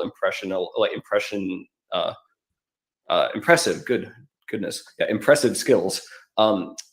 How do you like, but then it, like I said, it's so like divorced from the actual like physical aspect. Like how does that kind of manifest with software engineers? Because I like, you know, I'm a mechanical engineer. I'm used to like, you know, people who are just used to seeing this kind of stuff. Yeah, no, that's a great question. And I think the problem is that sometimes, so let's say as a software engineer, you're given a task and you're told to solve this problem, and then you get really lost in the machine, you get lost in the, you know, the sort of the problem space, and you're thinking about it, and then you get to the point where you're able to figure it out. And there's something magical that happens when you're given this problem and you believe it's something you can solve, and then you solve it. And if you're able to scale it out and is able to be part of a business or something, then it's even more magical. And on the one hand, that's really cool. It's a cool feeling. It's a really nice feeling. On the other hand, it's a little bit intoxicating. And I mean intoxicating in kind of the both senses of the word, where on the one hand, it's a great feeling. It's wonderful. You feel really happy, but also it's a little bit delusional because it makes you think that you did this all by yourself, that you are all powerful. And then it's just your brilliant code or whatever system you set up that enables it. And you forget all the underpinnings underneath, all the work that had to be done by all the people. Yes, the undersea cables, the nuts and bolts, the machinery, yes, there's that, but also just all the software libraries that you rely on, all the different little bits of this like complicated system. Any piece of software is a very complicated system that rests on many other layers of work done by other people. Sometimes that work is made available to the world as open source software, and you know, the people aren't even paid. Maybe they just release it for free, just for fun. Maybe it's released by some other company or something. I mean, it's all the software comes from everywhere, and there's no credit. And so you can build something really complicated and you think, oh, this was just me, I just did this by myself. Well, you're relying on all of this labor, the sort of like dead labor, accumulated labor of all these other people, and you don't really think about it. And I think there's a trap there where if you let yourself get intoxicated by this feeling of power of being able to command a machine, you can think, oh, I'm invincible, I'm a god, I deserve $1 billion. And you forget that, well, for you to be able to do what you did in the first place, it relied on all these other people making their contributions, maybe not getting paid at all. And that's not something you can really just brush away. And I think any good political vision worth its salt has to take account of the fact that anything produced in the system relies on the work of all these other people. And it is a mistake. It is a horrific mistake to think that, you know, you yourself did anything are the reason this worked. Because you really, you know, it's like, it's cool if you build something amazing, great, take pride in that. Don't forget that you were only able to do it because of all these other people. And I think who agreed to help you based on a salary that they agreed to. One that is enshrined in the material structure of the economy on the one hand, right? Because you have these companies that are built on just a little bit of intellectual property, and maybe like they have a good logo, they have a good brand name, they have would people be able to negotiate a salary under communism? Software. How would people be here's the question. Like how would people be compensated for their I'm thinking this out loud. By other people under capitalism, part of this people can negotiate a salary, right? Like this company for their labor owns like just the tiny would people be able to negotiate a salary or compensation under communism? This company or would they be beholden to whatever Google or whatever, that just the state wants to because it offer owns them. one little gateway, it's able to own all the money that's funneled through that gateway.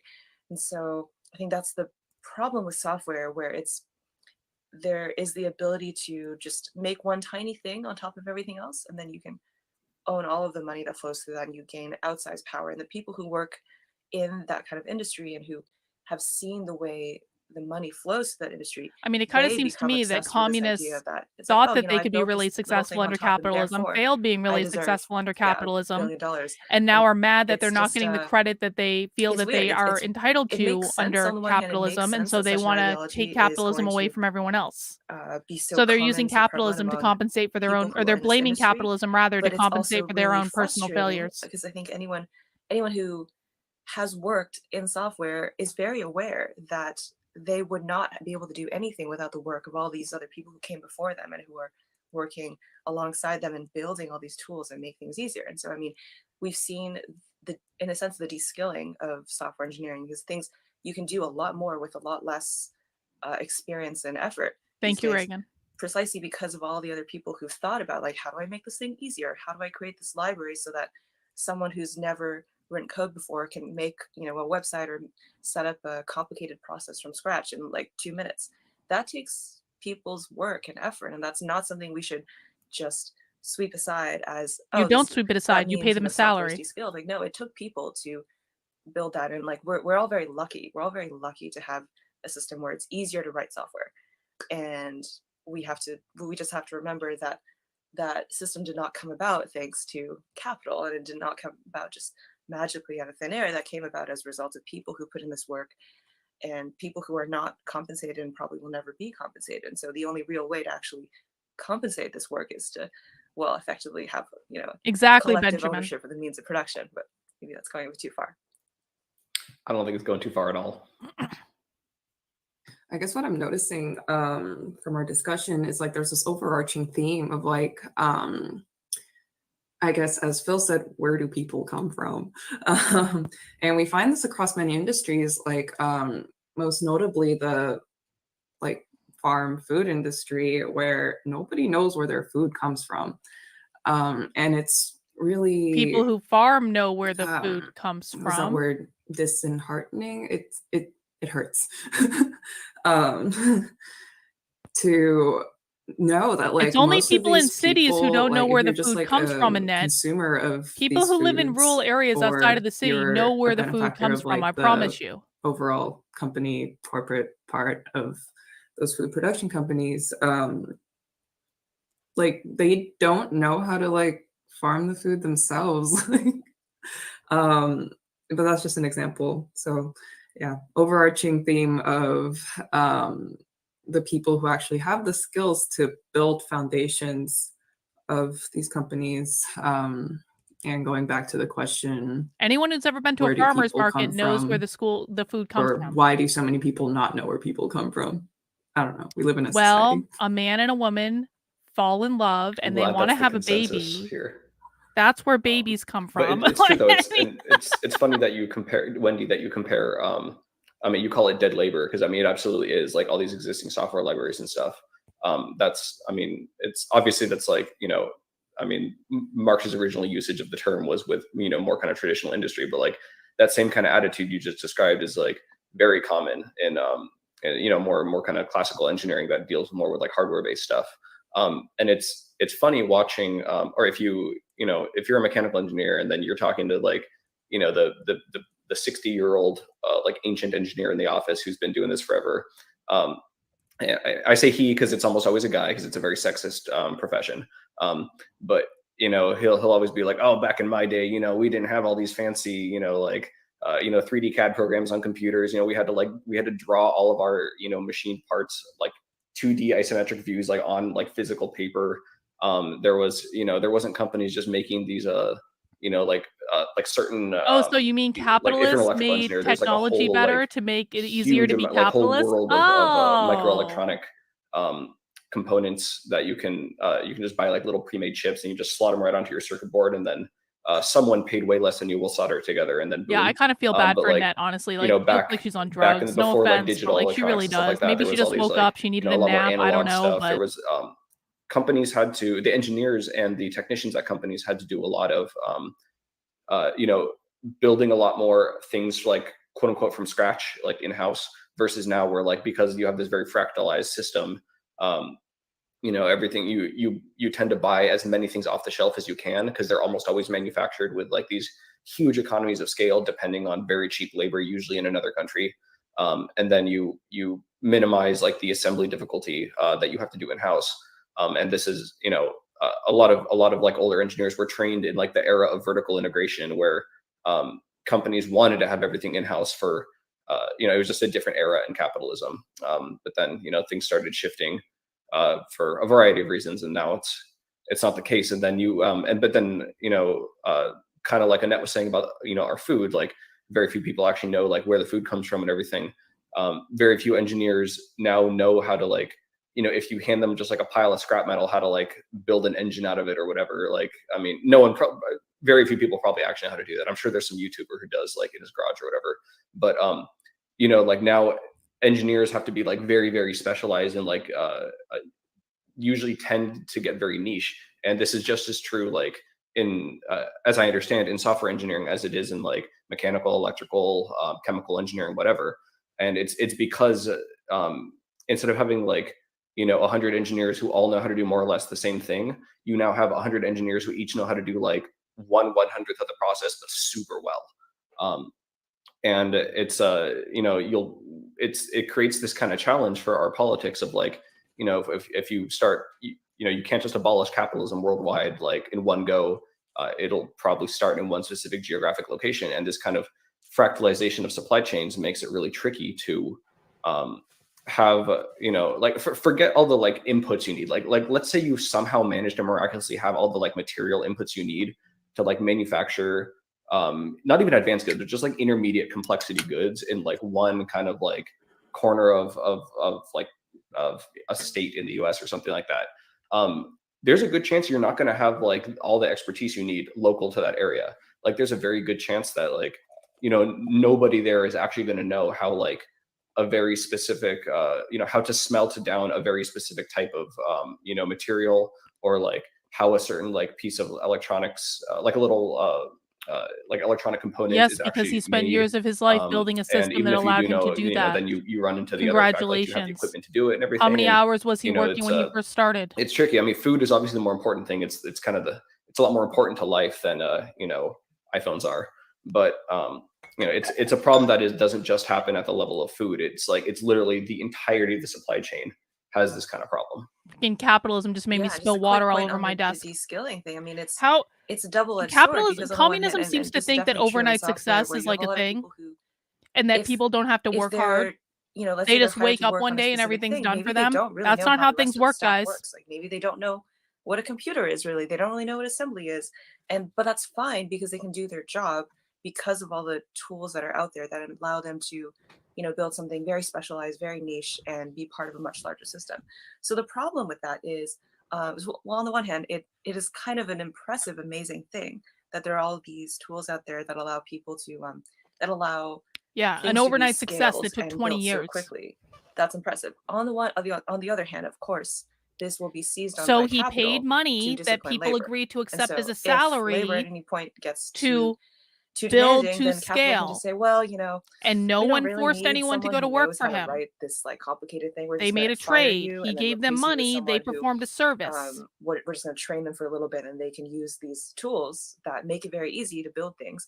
And so it's a really horrifying thing, because the products of all these people who are very specialized and think and are like very talented technicians, they're building all these tools that are just going to be used by capital to discipline themselves in their class, right? Because it's like, as there are more things that make it easier for someone to build an app, build a website, build something, then these tools also make it easier for capital to recruit people at a lower cost and not pay them or treat them as well. And that's just, then no one is forcing them to agree to a salary that we can just solve, right? I would like to question, what was that question, Reagan? Under capitalism, people can negotiate a salary and they can walk away from a job if they don't want that salary. Can people negotiate their compensation under communism? But it also means that capital gains more power, and then it can it is Are able they to allowed to walk away punish from a job workers they don't for want demanding under too much. And so communism? I think that's a thing Or are we they have to be forced very to aware of, stay? which is the fact that this de-skilling is something that, on the one hand, is not, it's not something we should just say like, oh, this is bad. It's not purely a tool of capital. It's also partly just the So way Met that is these admitting that technical systems are communism built, and the way rewards that the people stupid people working who don't in make these good fields, they want decisions. to I make think things that's easier for themselves really, and others, right? Like, really they don't want to like have to write the very same insightful, thing 10 Met. I million times. agree. They want to write something that Communism makes it rewards easier for someone stupid else to people do who it don't make and good just like replicate it. decisions. But also, these products, if they are seized on by capital, they will probably only be used for harm, and that's not really something we can run away from. Yeah, I'm gonna ask the question again. Yeah, to go back for a second to the food stuff, I also want to just mention, kind of as a joke, I used to be a farmer for a while. I was kind of raised on a farm. And then technically I was also a subsistence farmer a little bit, because it was kind of this weird kind of hippie organic situation thing. So I don't know if the streaming platform we're using gives you little badges, but if I get like a formal, like a former peasant badge up here, I'd love that. But no, farming, you know, there's not a lot of knowledge about where food production comes from, but even when people actually try to go and do it, they also, a lot of the times, they realize, hey, it fucking sucks. Like, it's not, like, it really. Oh, he's shitting on farmers. That's nice of him. And then, does he understand that he'll be a farmer under communism?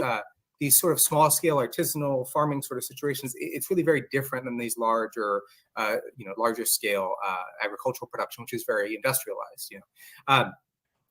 But at this broader level that everyone's kind of touched on, but especially some of the stuff that Wendy has been bringing up about how people kind of, like, capital claims credit for a lot of these things, and a lot of these things are happening in capital's favor and whatnot. What we're basically talking about, like, if you know, I'm sure that plenty of the viewers are kind of similar or familiar with you know, communist theory, but this is what we call alienation, and the idea of because of like commodity fetishism. And commodity fetishism in theory does not mean that we really like stuff, right? I'm sure we do, but like that's not what it means. It means that we see the relations between people, things that are fundamentally relations between different people. So the fact that all these coders are building on the work of the coders that came before, all the industrial facilities are building on the work of engineers and scientists that came before, and they're literally, you know, putting together components that were made by other people, et cetera. So these are social relations between people, because again, we live in a society. When you're doing that, right, it's kind of disguising those social relations behind the image of the commodity itself, or this individual investment in my own job, saying, well, you know, I could choose this job or I could choose this job. I invested in my education, so I got to this level. And then capital is also claiming the credit for things, because it's saying, well, look, we gave the investment funds to make any of this possible. Now, we very, very frequently, you know, people on the left very frequently take these narratives and just say, oh, well, that's sort of false. And so we're going to look at like the real stuff that's going on beneath, these real social relations, the workers who really make it possible. But that's, you know, if you read Marx, it's not that simple. You know, what he's saying is that these alienated appearances, they are also real. So it's not, there's all these kind of right-wing narratives, right, that we dismiss as just these fantasies, like, I'm going to invest in my education. I can choose to leave this job if I don't like it and go somewhere else. And that's maybe not true for a lot of people in specific situations. It is true. But it's always true. Level, there's, you know, at their you just made that up, kind of Bill. level of truth. I understand you're responding to my question, real. Bill, but you just lied. Like, people do these things. They have individual agency within these limits, right? No, there are no limits. You can always leave a job. You're making these choices. Like, you're sitting there and you're free to leave a job that you don't like. This job and you're choosing between that job, right? But the fact that you have to make that choice is chosen for you. It's called right? adulting. That situation is chosen for you. No, it's not. The fact that we're all dependent on this investment from these large privately owned firms. Well, you can start your own business too, Phil. I mean, that's an option. So I've used this metaphor a million times, but the idea is that the economy, as we come to understand it, the economy is like this hostage situation, right? We're all being held hostage by these large-scale economic imperatives. They're real, right? I can choose a different job, right, within the limits of skill and location and stuff like that. But at the same time, behind all of those things, there's these compulsions, there's these mute compulsions that are pushing us to have to do all of this stuff, right? And that's really where, you know, I went to a fucking Subway the other day, and the sandwich was $15 goddamn. This is in Tacoma, not even in Seattle. Like, what the fuck? This is, I wrote this article a while ago called "The Knife at Your Throat," right? It's about inflation.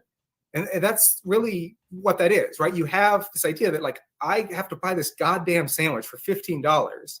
And that means that I'm going to need like at least $15, like, you know, at this certain rate of input, because I need to eat this many sandwiches. That is this kind of knife at your throat behind the scenes. It's compelling you to do those things, right? So all of that stuff, you know, has its own kind of level of reality.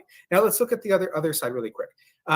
When we're talking about political organization, so Nick was bringing this point up, like, you know, we think of these kind of, like, these revolutions aren't going to happen at this immediately global scale. They're going to happen, you know, in geographically delimited locations. But when we think about that question, I think that we actually make a very, very common error. To just me asking and my that own common questions. error is to imagine these sort of situations emerging out of Phil, the make your own society fucking as it sandwich, exists Phil. right now. No and one forced you to pay $15 for a situations sandwich where at our Subway. The political capacity of like communist organizations Make your is own kind of what fucking it is sandwich. right now, which is very minimal, right? And we You have can go very buy the little bread, organizational the capacity, meat. especially within these industrial settings. You can add extra within these cheese technical without getting skills, but charged also just for like it. at all, right? And so we make this mistake, though, when we envision these things happening within a limited territory, but we don't envision that our organizational capacity has like advanced at any point. The reality is that you don't get real insurrections unless you have real organization. Yes, and this is just a very like capitalism gives traditional Phil the opportunity point, right? to go buy Like, a you can have these sandwich at some place insurrections, and that's then they cheaper than happen, Subway. and you win, and you storm And the probably presidential better than palace. Subway, You're if we're swimming honest in the about it. president's swimming pool. Subway's right? This okay. happened like They've got last good year, meatball subs. in Sri Lanka, and then you're like, But you can get better sandwiches. Cool. So, like, what's the deal now, you guys? And then they're like, oh, well, you know, the military, they're going to appoint a new president. He'll fix it all up, and you know, you're good. And then you'll go home. It's not quite that simple. Some people don't go home, and you know, the soldiers come in, et cetera, et cetera. Some people choose to go to Subway. We get to these sort of Some points, people and choose to go to the limit, store right? and what buy that composition meat to problem make their started own with. sandwiches. That's really what it's about. What is that limit? Why is there that limit to forming revolutionary subjectivity? And then we would add, in our kind of context of our conversation, how does productive subjectivity relate to this process of forming political subjectivity of these? Yasmin is not a libertarian. So one of the really crucial things in building up that organizational capacity that makes these things kind of possible and possible to go beyond these limits. And this is, again, if you read that Mike Davis book, Old Gods, New Enigmas, he talks about how central to the formation of the early workers' movement, all of this stuff was. Like, one of the most central things that historical communist parties and socialist parties have done are things like technical schools, worker night schools, and this has kind of this dual influence. Like, we have all these people who come in without much technical knowledge, and maybe they're driven to this kind of leftist scene for various reasons, but at the same time, we have this this influx. Now we're seeing more of it. Historically, it was also very high. We have this influx of people with technical skills, engineers, scientists, et cetera, who are being drawn into these kind of leftist scenes. And there's different things that they're each bringing to it, right? A lot of the people who are coming into it from the bottom without like a whole lot of technical skills or this kind of, you know, engineering and scientific experience, they do have a lot of experience. They have a lot of experience of just fucking suffering in like within capitalist society. They've seen the bottom of it. They've seen all these horrible service working jobs, and they know that things need to change. They also bring a lot of street level experience, right? They have been out and involved in street level politics at a level that like your average engineer and scientist like hasn't, you know. And so these people that have been thrown into these situations where they've been involved in stuff on the street, they have a lot of they have a lot of like knowledge that's of a different kind of level. They have a lot of political knowledge. They have a lot of concrete practical knowledge of how struggles actually play out. And then you have these people coming from this other sphere where they have a lot of technical knowledge and they have a lot of productive knowledge, but they don't necessarily have this kind of training of the political intuitions that come from being in these shittier situations all the time for your life, like things like don't trust the police, things like don't believe these sort of myths, or these higher level kind of political questions about what is like socialism, communism, so what does that stuff look like, right? We're trying to ask you questions about that, Bill, and Redmay is telling us that we can't ask those questions, even though we're responding to things that you said. People together in these processes. We're trying to ask those questions. You guys don't want to answer them. Imbue greater levels of like productive and technical knowledge, among people within the movement, making these capacities, at least this knowledge of those things, like pointing out the things that Nick is saying, like, hey, did you know that there are factories like 20 minutes that way? Let's go look at them, right? Let's go talk to some of the workers there, et cetera, et cetera. And then on the other side, you're getting some people who maybe they're software engineers, right? And they kind of begrudgingly got into all of this political stuff, and they complain about all the homeless people all the time, and they think that like all the people, and this is actually a true story. An ex of mine used to work at the Google, but the place that they have over in like Kirkland, and there were like these coworkers who like literally had these like visions of like homeless people coming over the bridge like as a horde to take over like Kirkland and Bellevue and stuff. And then ironically, actually, Bellevue did get looted in 2020, which was great because that never happens. But I'm sure Google thought you that have was these great. people, maybe they've been very begrudgingly kind of drawn to this stuff because they're starting to see kind of the contours of it. And what kinds of education? Because they don't believe in private property. I've read that in defense of looting, they don't believe in private property. That's why it's okay for them to be looted. Well, this is kind of sounds a little bit mean, and I mean it literally, but I'll explain in a little bit more detail. But they kind of need to have the shit beaten out of them. They need to be taken to Bill, the front line of protest, and they need a police officer to take their baton and hit them in the head like maybe 3 times. Usually that's enough. How would you like it if the community decided you needed to have the shit kicked out of you, Phil? That maybe something else now, is going I don't on like with, the like, police, so we can actually agree on that. But I'm just saying, in general, what if the community decided that you needed to have the shit kicked out of you, Phil, and they brought you to the front lines and had you hit in the head with a baton 3 times? Through the skin, because that's what the community wants, right? Practical experience with things generates. Can someone ask, is Phil promoting violence against people that politically disagree with him? Can someone please ask that? Is Phil promoting the idea of using violence against people who politically disagree with him? Alienated appearance of society. The only way you break through that alienated appearance of society is through I can't ask that question. Like iterative learning. It's very Phil physical. Phil has just suggested that people need to be taught by being beaten in the head by the police. So is Phil promoting the use of violence against people who politically disagree with him? Collective level with other people within your sector, and then you have to think, well, wait, there's also janitors that work here. Should we include them in our strike? There's also, these other people, this other factory that give an input. Should we tell them about this, et cetera, et cetera? Those practical things, right? That practical learning is the central part of communist political organizing. And so I think that we have to, like the formation of organizations of communist engineers and scientists and all of that is absolutely fundamental to the process of building up a greater political organizational capacity. And there's also this willingness that we have to kind of go in and be humble and mutually learn from each other in these sort of spaces, and have people who I think you're block radical moderate of how the technical system works. They need to be open to breaking down these questions into these smaller, more concrete questions, and really digging through the way that technical systems work and the way that we might organize society in other fashions. But then also, a lot of people who maybe have a lot of this technical, so they also have to be humble and open to learning about how the history of these struggles and how these struggles are happening kind of on the ground, and what life is really like for people in these low end kind of positions in society, and then also getting practical experience. Oh, this is very true. Phil thinks he's going to be part of the elite, the deciders. Phil knows he's never going to have to be a farmer. Phil hasn't yet wrapped his head around the fact that he's going to be one of the first against the wall. Like concrete suggestions Thank or you, whatever Beth, for the super chat. About organization. And if there's a few concrete things that I think that we could suggest, is that one is that there's a lot of people out there who are engineers, scientists, who are high level kind of technical workers, and they feel very isolated, they feel very alone, right? And it's just first a reminder that there's a bunch of other people like you out there, and there's people that you can get in touch with and like kind of form out these networks. Email Nick. Form out these networks, find other people and form these organizations of, communists, anarchists, socialists, whatever, who are interested in all of these questions, who are also in these sort of fields. You can form these discussion groups, little like whatever, form a hiking club. It doesn't matter. You could talk to other people and kind of form this kind of rudimentary connections. And the other thing, though, is that at these higher levels, I think that we should push for things like technical schools, things like they give people like concrete reasons to go to like the fucking meetings, because the meetings go on forever in these leftist spaces, but you don't really get a lot out of it.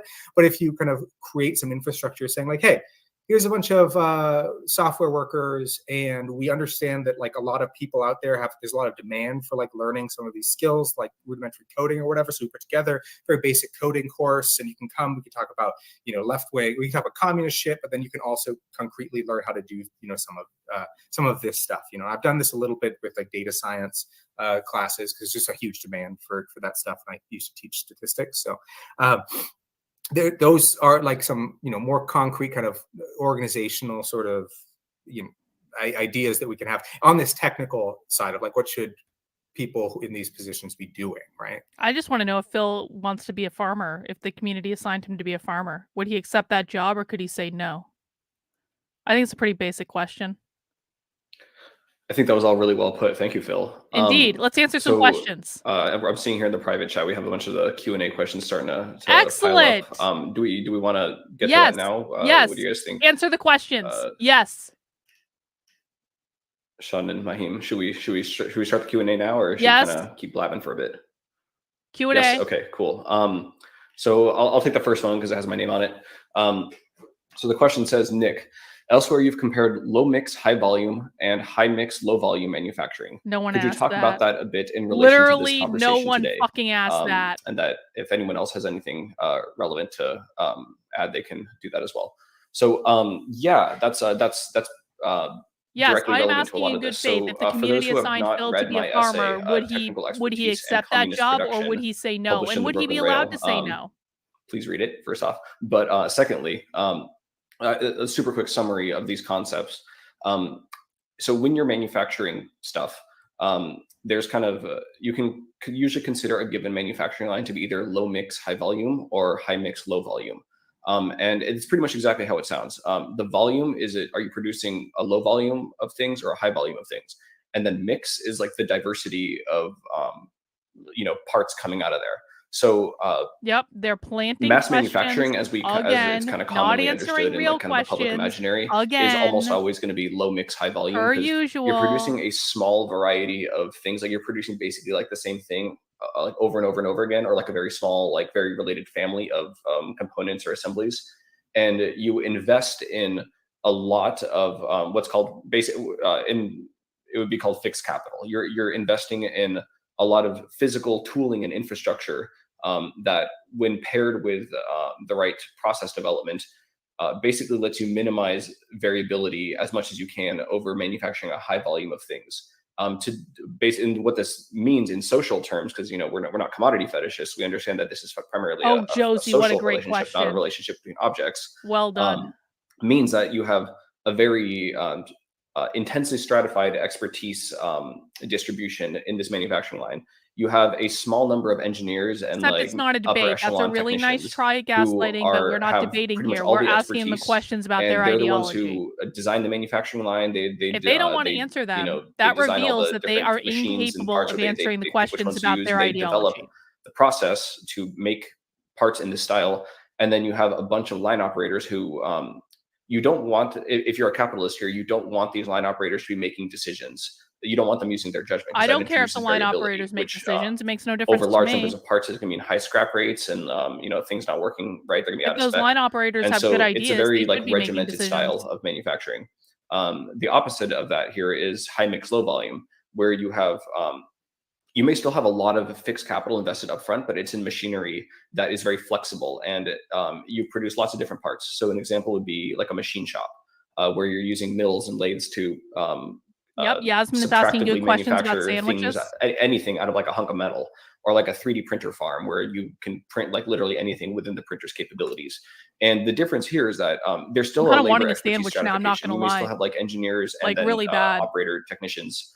But the thing is, the operators and technicians, they have to be able to. Should I go to Subway or make my own sandwich? Dynamically repurpose the machines every time they're going to switch what part they're going to make. And if they're making low volumes of parts, they're going to be frequently shifting what kind of part they're making.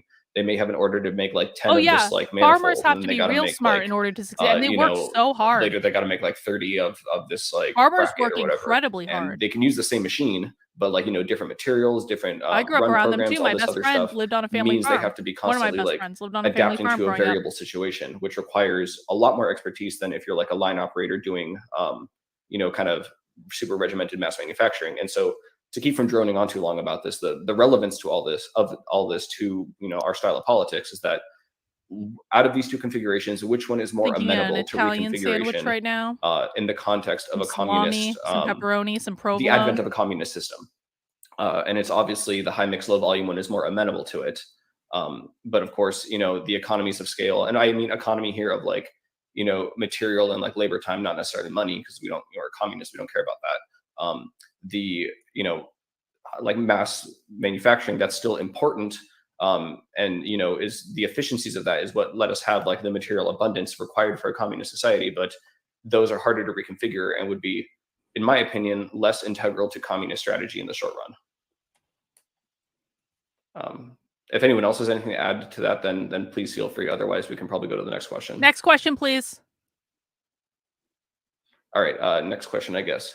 So, and this is for any of us. Does industry require factories? Is communist industry democratized or something else? Which one of you wants to take this one?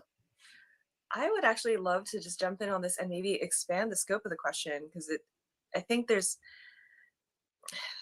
a broader question here, which we maybe have to flesh out first, which is what do we need as a society? Who decides? Who decides what you need? What sort of commodities are required? Who decides? Sort of things that we have now that we don't actually need, and what sort of things that we don't have now would we want? Because I mean, if we're talking about, you know, will factories exist? What's the real question is like, what are these factories producing, and who are they producing them for? Why are they producing them? And then maybe we need to have maybe a broader understanding of what production could look like, instead of just thinking like, okay, well, are factories going to exist or not? I mean, like maybe, but then what are they producing? I think that God, now I want fish there's a broader tacos question too. here of like, what commodities do we need to produce? What are the things that we think we actually need as a society? What are the things that we want?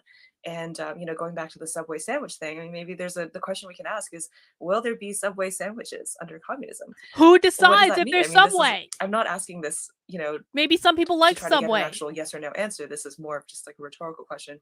Under capitalism, if no one likes Subways, they cease to exist. I'm very curious to hear how everyone here thinks about this, but like what are the sort of things that we expect now in our current very capitalist, very globalized, very complicated and unsustainable society? What are the things that we are used to that we maybe would not want or need in a different configuration, in a different set of social relations?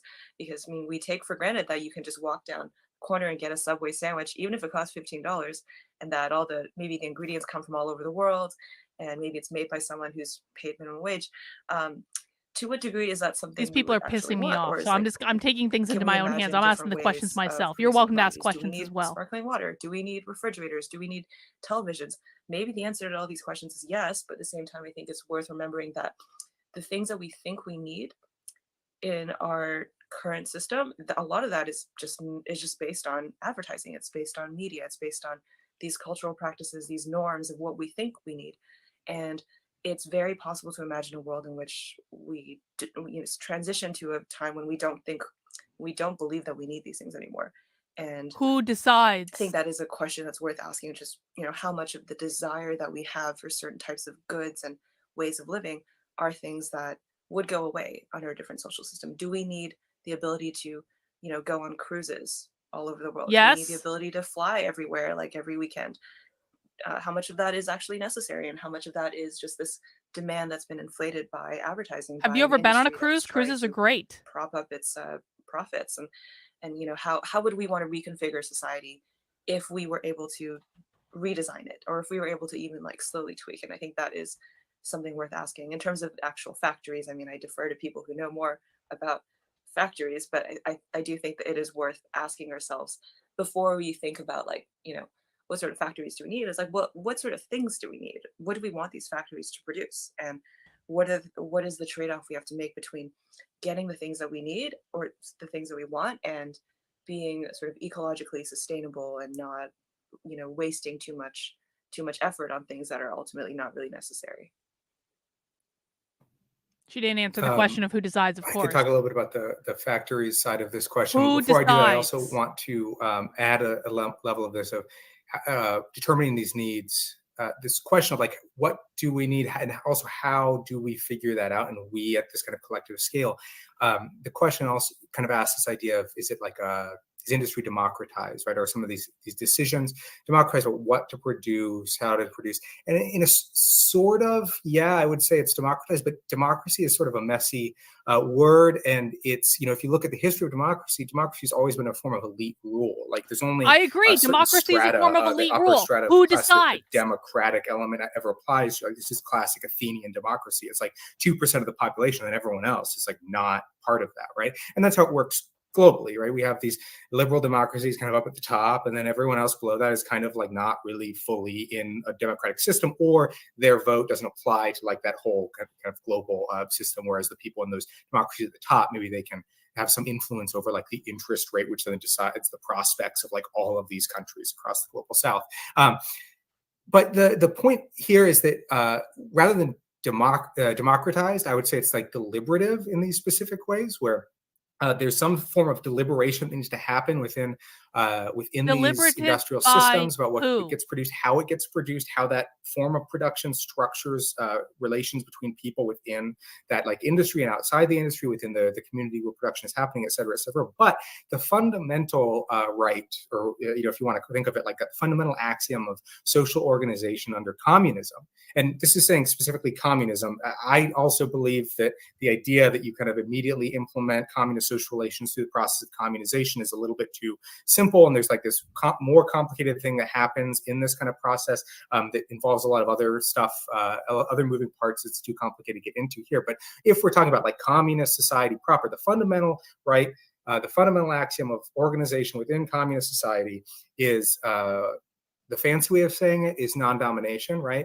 The idea is that capitalism is a system of social domination that disguises it in all these ways, right? And it's one in many different modes of production that we've had historically, forms of social domination that generally have been organized under the heading of civilization, right? And that communism is part of these anti-civilizational movements that have existed throughout history, that have sought to organize society in this way that's non-hierarchical, where everyone is not subject to the domination of other people within society, either other people in the specific sense of like you have this specific person who has domination over you as like a historical civilization, like literally as your owner or as your emperor, this does right? not require and then a within new capital dissertation. society as the person who gets to decide where all of that social investment goes. Who decides? Right? And then also your fucking boss telling you what to do and shit like that. So the idea of this fundamental organizational principle of communist society is non-domination. And so this non-domination thing, and we could contend, it's a little bit more complicated than that, but let's just go with that for a second, because that's sort of how Marx lays it out. William Clare Roberts, Marx's Inferno, a really good book about like the Marxological details for people who are interested in that, and where it comes from in the radical Republican tradition, things like that. But we don't have to call it non-domination either. The way that I think of it is the fundamental right of the communist society is the right to say, fuck you, buddy. The right to say, like, if the community tells you, you got to be a farmer, or it tells me I got to be a farmer, right, because I've been a farmer before, I can always say, fuck you, buddy, and I'm not going to do it. Okay. And if you have a social, Excellent. if they try to force me to do it, right, Follow-up question, I'm going to run Phil. off into the hills, I'm going to hunt rabbits, I'll raid the towns, classic hillbilly life, right? The fundamental right is the ability of people to say, fuck you, buddy, to say, no, I'm not going to do this. And that also determines this deliberative process where we figure out what kind of needs we have. Because if you have so many people who are going to say, I'm not going to do that shit, right? And they don't see the social point of it, right? Thank you You're for not going answering to my have the question, cruise ship. Phil. It's not your choice. It's not your determination of your need. It's a deliberative choice that you're making with other members of society, because they're saying, this is too onerous. This is too awful. This is a form. I don't want to be under this form of technical social domination, whatever. I'm not going to do it, right? And then the question is, what if people don't want to make food? Right? People aren't fucking idiots. Like if everyone's going to starve, people are going to go be farmers. I'll go farm. Like if we're really going to starve, people are going to go do that shit. Excellent. Again, in these transitional phases, it can be a lot more complicated, and there's all kinds of other things that you have to take into account. But under a communist society, when you kind of have this ability to forecast food production and stuff, and you see, hey, stuff's not looking so good. We're not going to have enough potatoes. You guys want potatoes? Start planting potatoes. There's going to be a little bit of this kind of deliberative process. As for the question about are factories necessary, don't even think of, I mean, yes, but don't even think of them as factories. The whole thing, one of these other kind of fundamental elements of communist theory is this idea of social metabolism. Isn't this fun? You have this society that we live in. That society has a relationship with like the non-human world, right? Like with nature. And that relationship is metabolic. It's always taking stuff out of this non-human world. It's transforming it. It's also shooting stuff back into it, right? And we're managing that process. There's nothing you can do that breaks you out of that social metabolism, right? Unless the Lord comes down and he makes you some sort of immaterial being, you're not escaping that shit. Like, you have to get food from somewhere. You're going to have to kill something to get that food. Like, you can't subsist on anything else, right? You can't. So in other words, Phil, if they aren't going to feed you because you told them to fuck off when they told you to be a farmer, from the world, then you're going to end up being a farmer anyway. Part is usually what we call industry. Right. Otherwise, you're not going to eat. You have to be doing that because the state has decided you're going to be a farmer, factories and are you're not now, going if we to mean, eat if like, you what does a aren't a factory farmer. look like? Maybe at the far future of communism, all of our That's not voluntary, Phil. Extreme biological scientists have that really is about survival. The new flesh, and we live in completely different isn't ways. Isn't it great that under capitalism you have the choice to be a farmer? Grow phones out of like these seething, ugly masses of biological material, maybe. I don't know. You could imagine it was nice trees or something, but I like the kind of cosmological horror idea of like, you have to, the socialists are upset because we know that they know that we got them. Pull out your like telephone, right? Existence, this Cronenberg movie, really like that. That's what I want to see, right? So yeah, you need factories.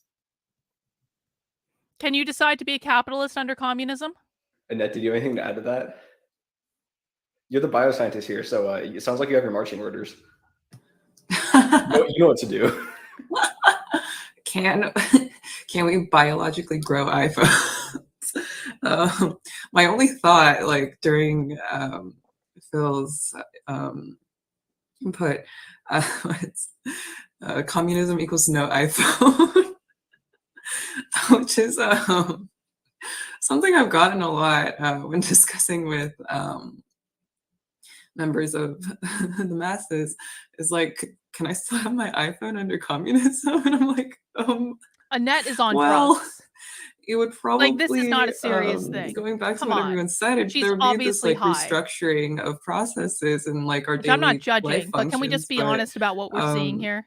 Like, no, yeah, due to advertising, we do deem these things as essential, when really, like, most people, a lot of the things that we have, just like, I'm looking at my espresso machine over there. I don't need it. I don't think we need Subway sandwiches. There will probably be other sandwiches in like a different format. Who gets to decide? Overall, what I'm sensing is like, people don't really seem to understand that under communism, like, yes, we would have to restructure a lot of the way that we do things, and a lot of the daily functions that we utilize will likely have to be reallocated, which makes this issue of, at like an individual level, complicated and hard to conceptualize. I think a good way of putting it is also thinking about like, you know, if we have a communist society, chances are we won't have iPhones. That doesn't necessarily mean that we won't have, you know, a means of like instant communication with each other. Capitalism is not just like what we produce, but also how it's produced. And so, you know, a smartphone, it's very labor intensive to make. It's incredibly bad for the environment to produce them. And then, you know, it stops working after a year or two, and then you got to get a new one. It's not inconceivable that instead of having what we currently call a smartphone, we'll have some other kind of like intelligent rectangle of sorts that is maybe it's modular. So you like, as parts fail over the course of like, we're designing parts to not fail immediately. Like, you know, like we don't have planned obsolescence anymore. So maybe like the screen lasts for like 15 years on it, and then you swap it out with a new one when it finally stops working or whatever. And then, or maybe, you know, we eventually supersede the need for handheld 2D geometric shapes that electronically communicate with each other. Maybe we can move to like, you know, like magic octagons that we wear on around our necks or something that like are better than smartphones.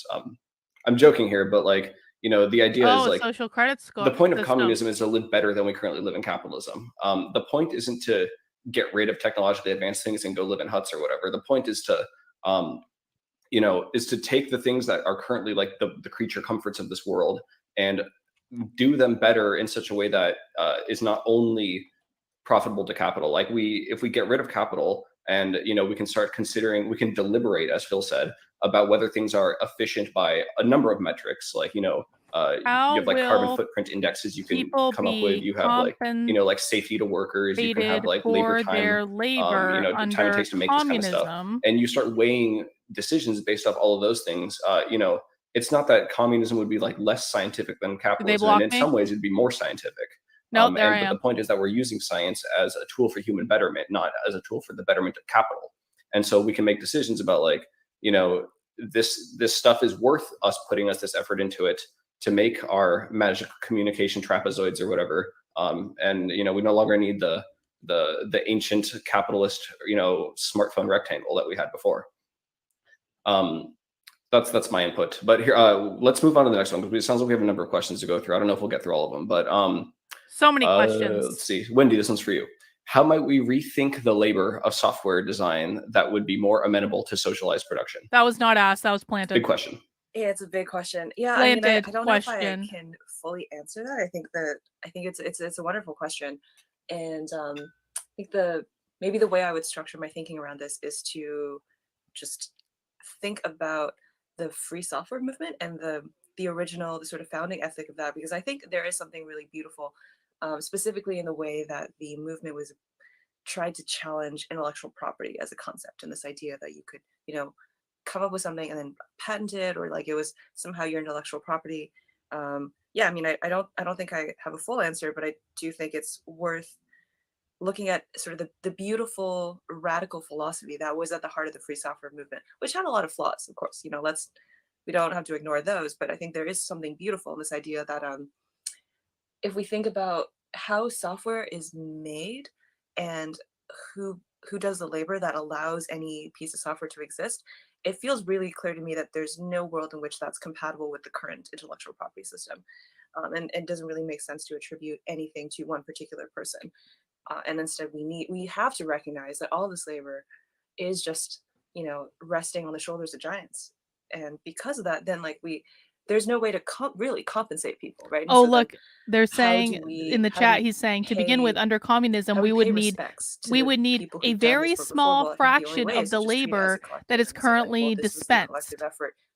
So you would need much less labor. Before me, and then we need a social system that corresponds to that. So that's not really a great answer. It's just, you know, just other than to say like, well, the current system depends on who decides. There's like no logic, there's no merit, there's what no society correlation needs and how they decide it, how it's supposed to work. But yeah, I think the answer lies somewhere in just has not been answered. That the endeavor of software development is always going to be a collective endeavor, and the social system, the socioeconomic system, has to recognize that, and it has to. It can't keep doing this thing where it's just sort of like showering a few people who are participating in this process, who happen to be the recipient of stock or whatever, with these outsized rewards, because that just makes no sense whatsoever. Great answer, thank you. This next one's also for you. You're very popular today. Says, Wendy, do ChatGPT, Bard et al. lend themselves to socializing software, or does it erode workers' positions? Ooh, beautiful trick question. I mean, kind of both, right? So I think it's tricky because obviously I wrote an article for The Atlantic about ChatGPT a while ago, and I think it got a bit watered down because it's The Atlantic, but I do think I did try to make my point, which is that all of this software, all this AI stuff, it is just it's the same thing. It's like resting on all this dead labor, not just software, but also content, you know, all the writing people do on like Wikipedia, all the articles people write, all the books people write, all the Reddit posts, all of this stuff created by all these people, most of which is unattributed, uncompensated, unrecognized.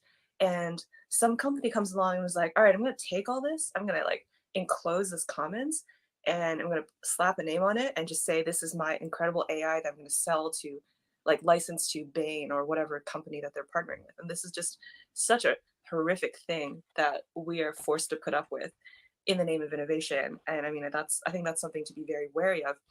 At the same time, there is also something quite revolutionary and impressive about this. And, you know, it doesn't mean that we should rely on ChatGPT to, I don't know, like for everything. Obviously, I would never argue that. I do think, though, that there's something impressive. The way that Google search is impressive, right? The way that any sort of technology that is able to deal with massive amounts of information and then process it and archive it and, you know, allow us to search through it and filter through it. That's amazing. There's something beautiful there. And if only we were able to make sure that that technology was only used for beneficial ends as opposed to, you know, replacing people's jobs.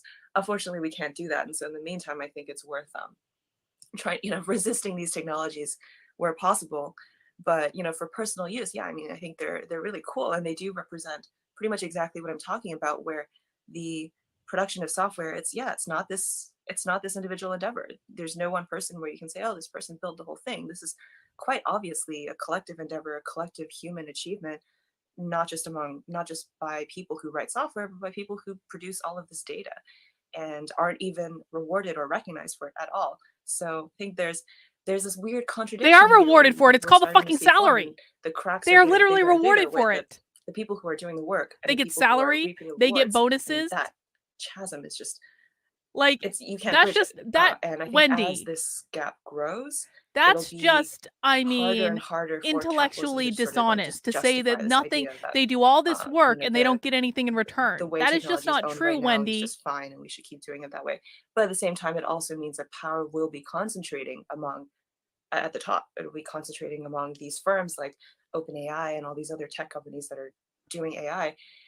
They're going to gain more and more power, and the people whose jobs are potentially going to be replaced by substandard versions of these bots. I mean, they're going to have less power, and that's a terrifying thing. And so I think, you know, in this conversation about industrialization and being post-industrial, I mean, I just don't think it should be so hard to answer the question of who decides what society whose needs. Jobs seem like they're fine right now under communism.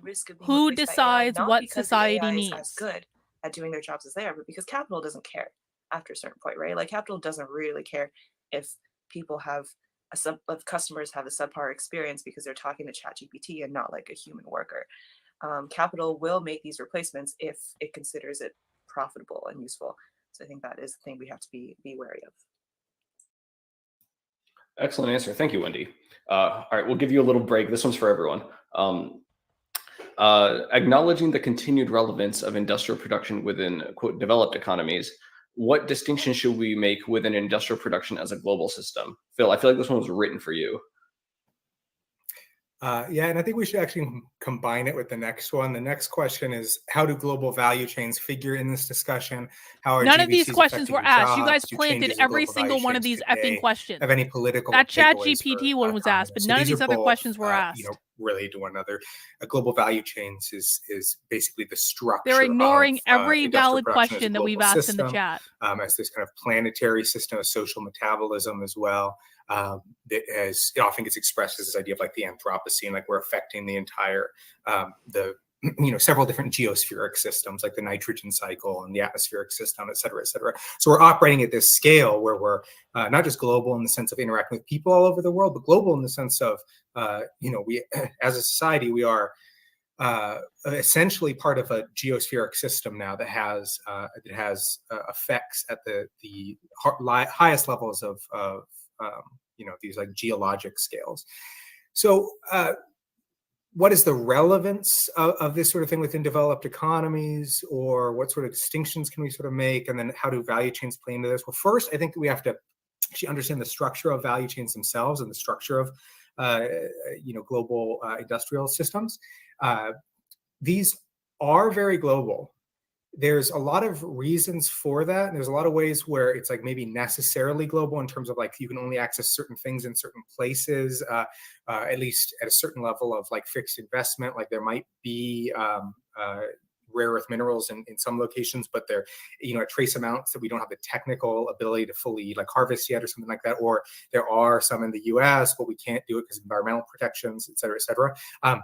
But then there's also this level of a lot of this stuff is just like stuff that's been implemented just to serve the needs of profitability. So it's like, it doesn't have to happen here. It's just like, you're going to take the I got to say it. You're going to send it to East Asia. We will be entitled to other people's labor. Shipped over to North America, where it's going to be sold in the store or something like that. Like that stuff is, there's no technical reason it has to be done like that. It's all about just the profit imperative of global production. But then there's also these changes that are happening within global value chains.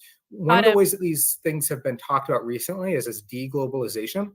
The deglobalization narrative mostly talks about how there's been this, it's not a decline, it's a plateau in the growth rate of global trade relative to GDP usually. But so it's basically this idea that the global trade was growing really fast from like the 80s. I want to thank American Legend and Sith over on Rumble for the Rumble rants. Thank you guys. I do appreciate it. But if you look at the underlying data of that, it doesn't plateau everywhere. It's actually still I didn't see it earlier. I'm just balancing a lot of chats right now. It goes crazy. Czechia goes crazy. Cambodia goes crazy. Mexico continues to increase.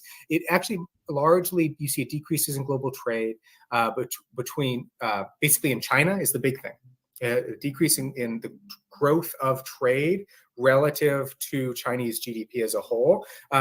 And then you see this kind of changing structure of certain commodities exports from China. So they export a certain manufactured good where their end markets are going. So the end market is no longer you got that right. These high-end, you will be the first to get enslaved. Goods that are being sold in like North America and Europe. It's the communists in their chat right now are admitting that communism is slavery. Kind of commerce, but it's a little bit more complicated than that because it has whether or not to include China fully in the conditions of like countries in sub-Saharan Africa is not really an equitable kind of comparison. And then so there's these other questions that emerge when you have poor countries who are now totally dependent on manufactured goods that are coming from China, which are cheap and made more accessible to people, but there's clearly just a power dependency that is involved in that.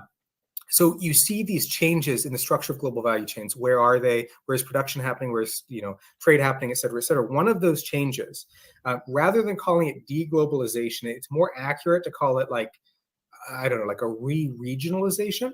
It's not about a lot of industry shifting back into the US. That's a lovely myth that we're telling ourselves, that there's these documentaries, like I said, that are talking about production. Like there is production that happens in the US, but there's not going to be a huge burst of like clothing and textiles production that's going to shift back to the US, even though we do produce a lot of cotton and things like that.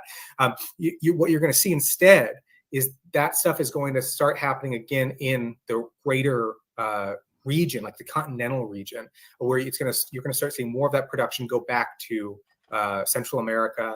You're going to see it go to Mexico. You might see it go to the Caribbean, a little bit like that. You're starting to already see those things. There's going to be more importance of trade relations with, especially along the Mexican border. There's probably going to be new free trade, weird, gross free trade zone things that you see. There will be there is, and there will continue to be more reindustrialization within the U.S., but it's limited, and it's limited. It's ugly. It's also really weird. A lot of it is also very like tech heavy, like it's very capital intensive. A lot of the new employment is in logistics and warehousing work and less in the actual manufacturing of things. But for example, General Electric sold GE appliances to a company from Qingdao called Haier. They're like one of the biggest white goods manufacturers in the world now, and they were in China for a while. White goods is like home appliances, like washing machines and stuff. And now they own General Electric Appliances, which produces a lot of stuff within the U.S. And they bought it in order to get access to the U.S. market without having to go through trade tariffs and all that sort of thing. And then also to get access to these higher level technical systems that then could be distributed back down the chain into their productive facilities in China. Yeah. And so we see a lot of the reindustrialization. So they're saying we are enslaved and forced to produce all the labor, but if there was communism, we would split labor with other countries. Capital largely is. A lot of that industrial kind of know-how is in East Asia. So you have Taiwanese companies, you have a bunch of South Korean firms investing in auto production in places in the South, like in Alabama, North Carolina, et cetera, et cetera. And then you have this growth of subsidiary component producer firms for those things that are emerging in those same areas. And those are the firms, actually, really notably, that are getting hit with all these child labor violations because they're playing like 12-year-old kids. And it's like these brutal like conditions, right, where you can like lose fingers really easily, right? And then kids are not very coordinated. It's really surprising that they haven't had a case where a kid has lost a hand, or maybe they covered it up or deported the kid or something after it happened. Like, that's probably likely. But the idea is that you have these knock-on effects that do see a certain relocation of some industrial production. So those things are what we have to take into account when we're talking about some of these changes and what the political kind of takeaways. They're what we're talking about when we say, who are we going to be talking to in trying to do these organizational kind of schemes, right? Like, as someone who's worked in China studying these sort of things, and kind of worked alongside with and done translations and stuff for people doing like worker organize, like the old worker center kind of scene that used to exist in China and then sort of got repressed in the 2010s. Like those sort of concrete connections that are built, transnationally with other communists, other parts of the world, like those things are very central, but those have to be attentive to these structures of global value chains. So we always have to remember we're talking about, again, these concrete social relations with different people. When we're talking about production under communism, you're saying, well, what if I want an iPhone? What if I want a Subway sandwich, et cetera, et cetera? You're not actually asking, do I want this or do I not want this? You're saying, I want someone to make me this. Is there someone I can ask, or a group of people I can ask to make me this? And those people have the right to say, fuck you, buddy, right? Well, in the communist kind of production situation. But in the situation of organizing kind of communist political force, political subjectivity, we're doing a similar thing. We're saying we need to actually be talking to people at these other levels of the value chain, right? We need to be organizing along these kind of productive hubs, understanding that they're structured by capital, they're completely puppeted by capital, right? And then we're deliberating kind of in that context about the direction of these kind of productive, these organized within the productive sphere, what kind of intermediate sort of demands and subsistence demands do people have, and then also propagating Nick this is not higher level appreciating the chat, I don't consciousness, which is the consciousness of like, mostly because Nick is incapable of answering the questions, the very basic questions that are asking in the chat, that are being asked in the chat. Like, grab the knife from your throat. That's the point, right? It's not saying I'm going to make a better choice, or I'm going to ask the person who's holding the knife, hey, do you think I could have a little bit more like social welfare payments or something like that? And maybe they'll say, yeah, maybe they're really nice. Sometimes they are in certain historical circumstances, right? The person holding the knife can be really nice. They're holding it kind of far away. They're really pleasant to you. They ask how your day was, et cetera, et cetera. They send you to a little meditation workshop in the tech center. But the point is, we're trying to push beyond that. And that's a huge part of organizing within these existing productive systems, is also talking to people and saying, hey, how do we push beyond these productive systems as well? But you have to build those ties. And that's what I'm saying a few comments back. We imagine that these political events are going to occur with the current level of organization, but they're not. The level of organization that you have to construct is constructed through these existing value chains, despite how horrible they are. You're creating these social ties from which a communist movement can emerge in the future. Excellently put. Annette and Wendy, do either of you have anything to add to that with regards to that question? Nope. All right. So this is the last question. I will read it. So everyone, how do you imagine fancy theories like communization theory square with more grounded attention to technical MOP? Didn't answer any of the real questions. You guys answered zero fucking questions. Do you think contemporary communist theory lapses too easily into a kind of anti-productivism? What kinds of theoretical and practical shifts do you see today's communists take seriously to connect with technical design workers? So I'm going to answer this one first, just because I have a lot of thoughts on it, and I'm gonna just not letting them I bet you yet. did, because you planted it, Nick. As far as communization, I bet you have many thoughts on it that you have pre-prepared, because you planted it's a pretty loaded the question. term with like a lot of baggage. Some of it justified, some of it not.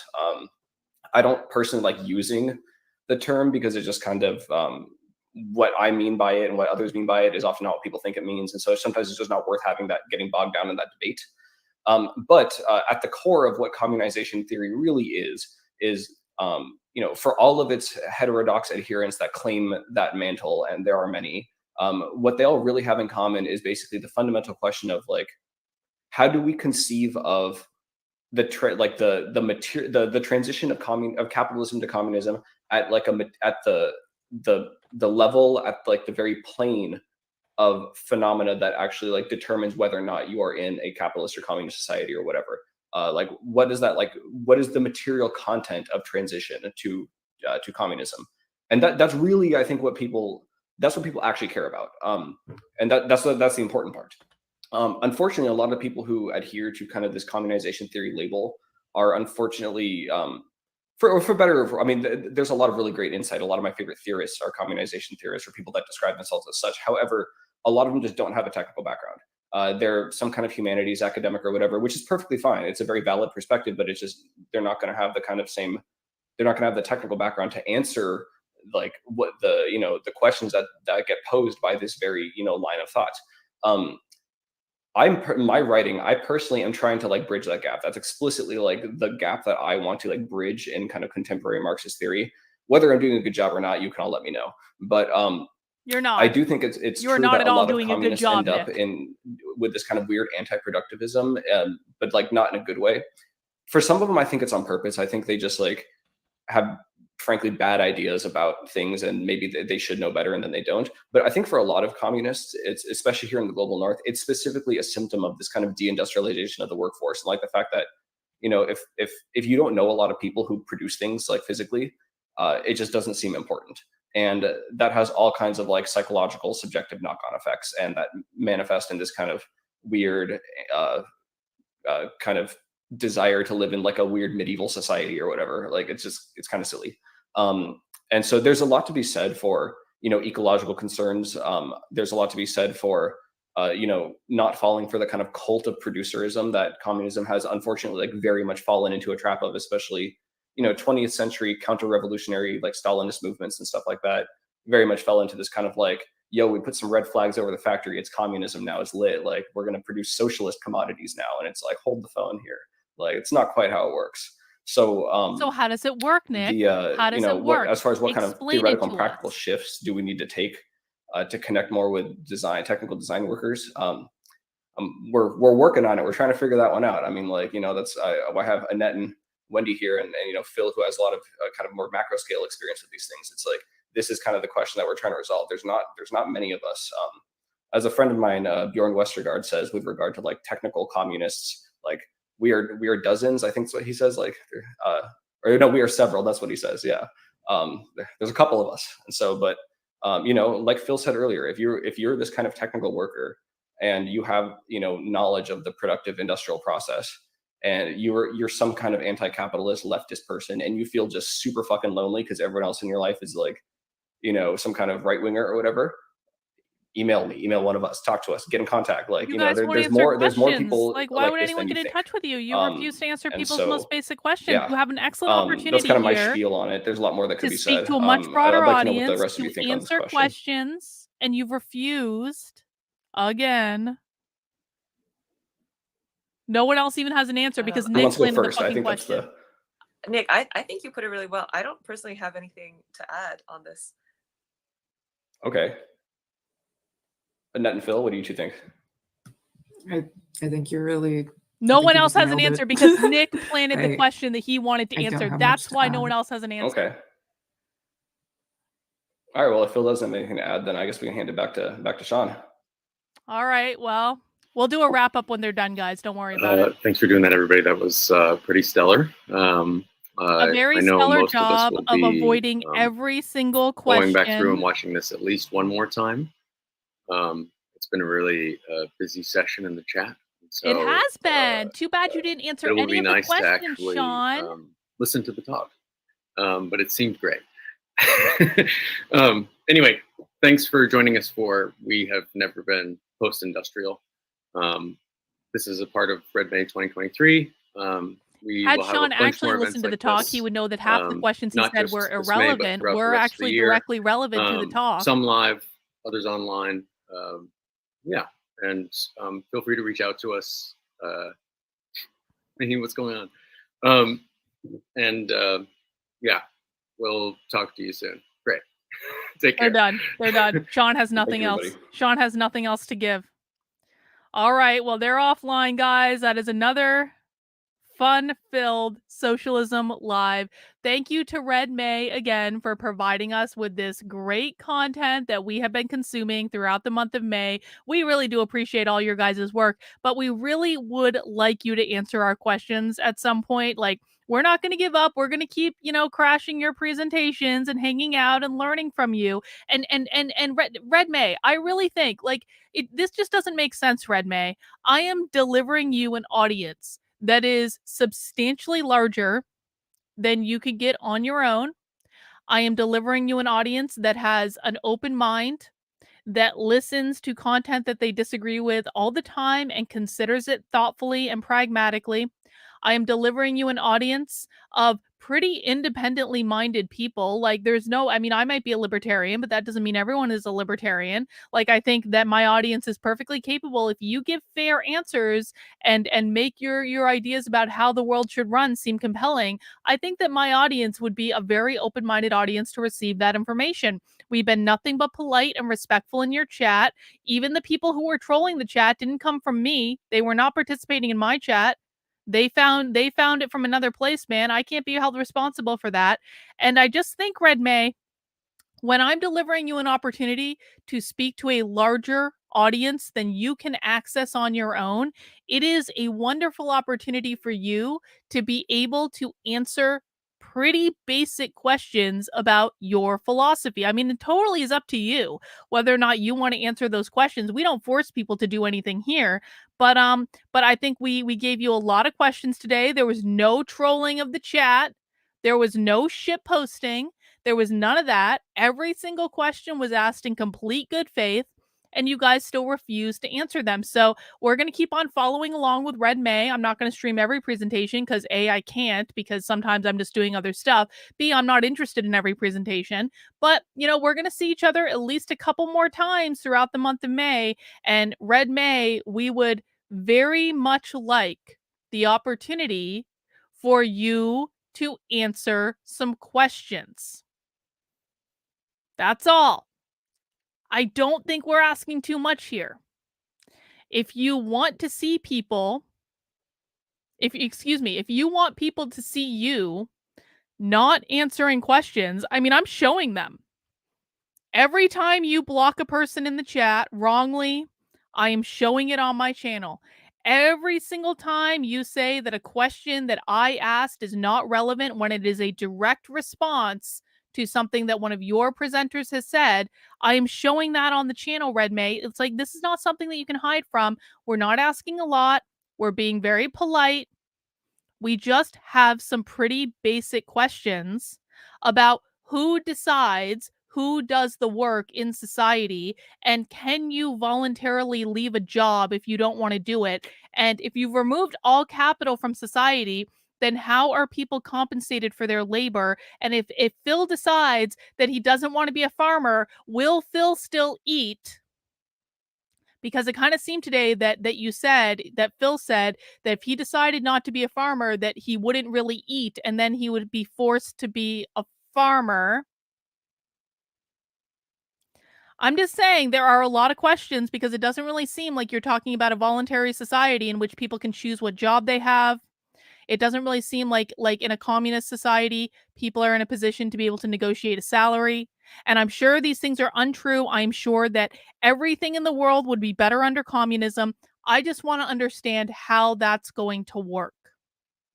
If you're asking us to give up everything that capitalism has brought us, I just want to understand, will I be able to say no to a job? Will I be able to eat if I say no to a job? How will I be compensated for my labor? Can I decide what job I have, or will a unidentified group of people in the community, and I don't know how they're identifying that group of people in the community, but will a group of people in the community decide my job for me? And if a group of people is going to decide what job I have for me, is that democracy? Because Phil said pretty clearly in that presentation that democracy is tyranny, which I agree with. We have some areas which we overlap. You don't like the cops. I don't like the cops.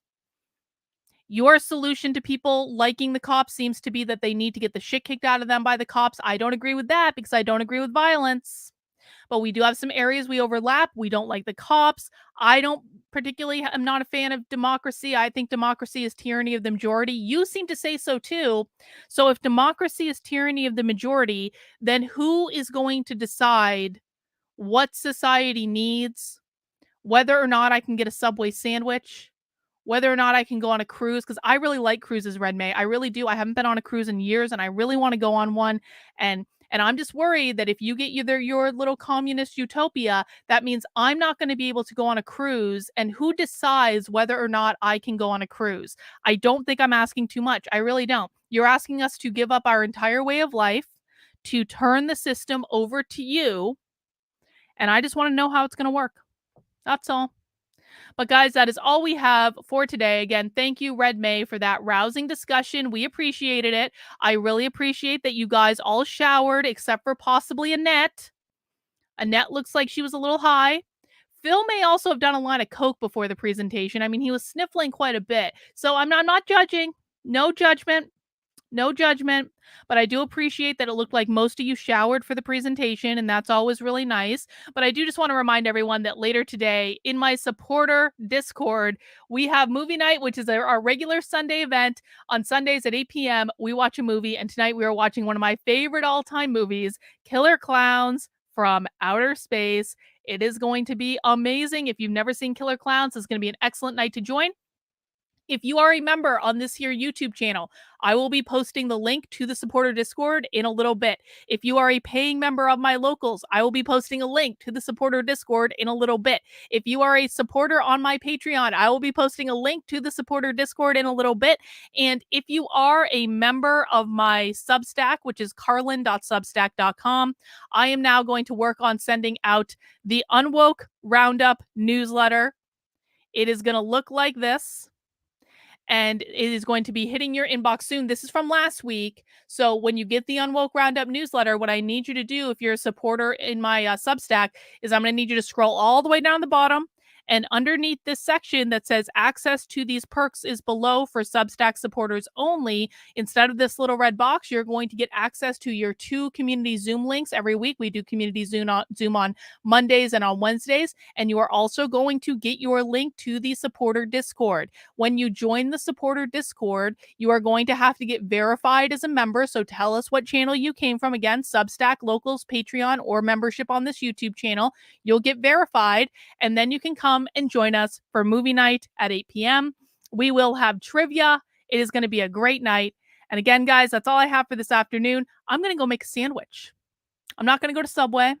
I'm pretty sure my husband bought some like Italian, like cold cut meat in the at the store the other day, using Capital, of course. So I'm going to go make myself a sandwich. I'm going to go send out that newsletter, and I will see you guys later for movie night. And of course, the next stream on the channel will be at 5 p.m. tomorrow for the regular weekly stream. All right, guys, please mount the like button on the way out the door. Please subscribe to the channel if you have not already, and I will see you soon. Have a good one, guys. Bye. Happy Mother's Day. Bye.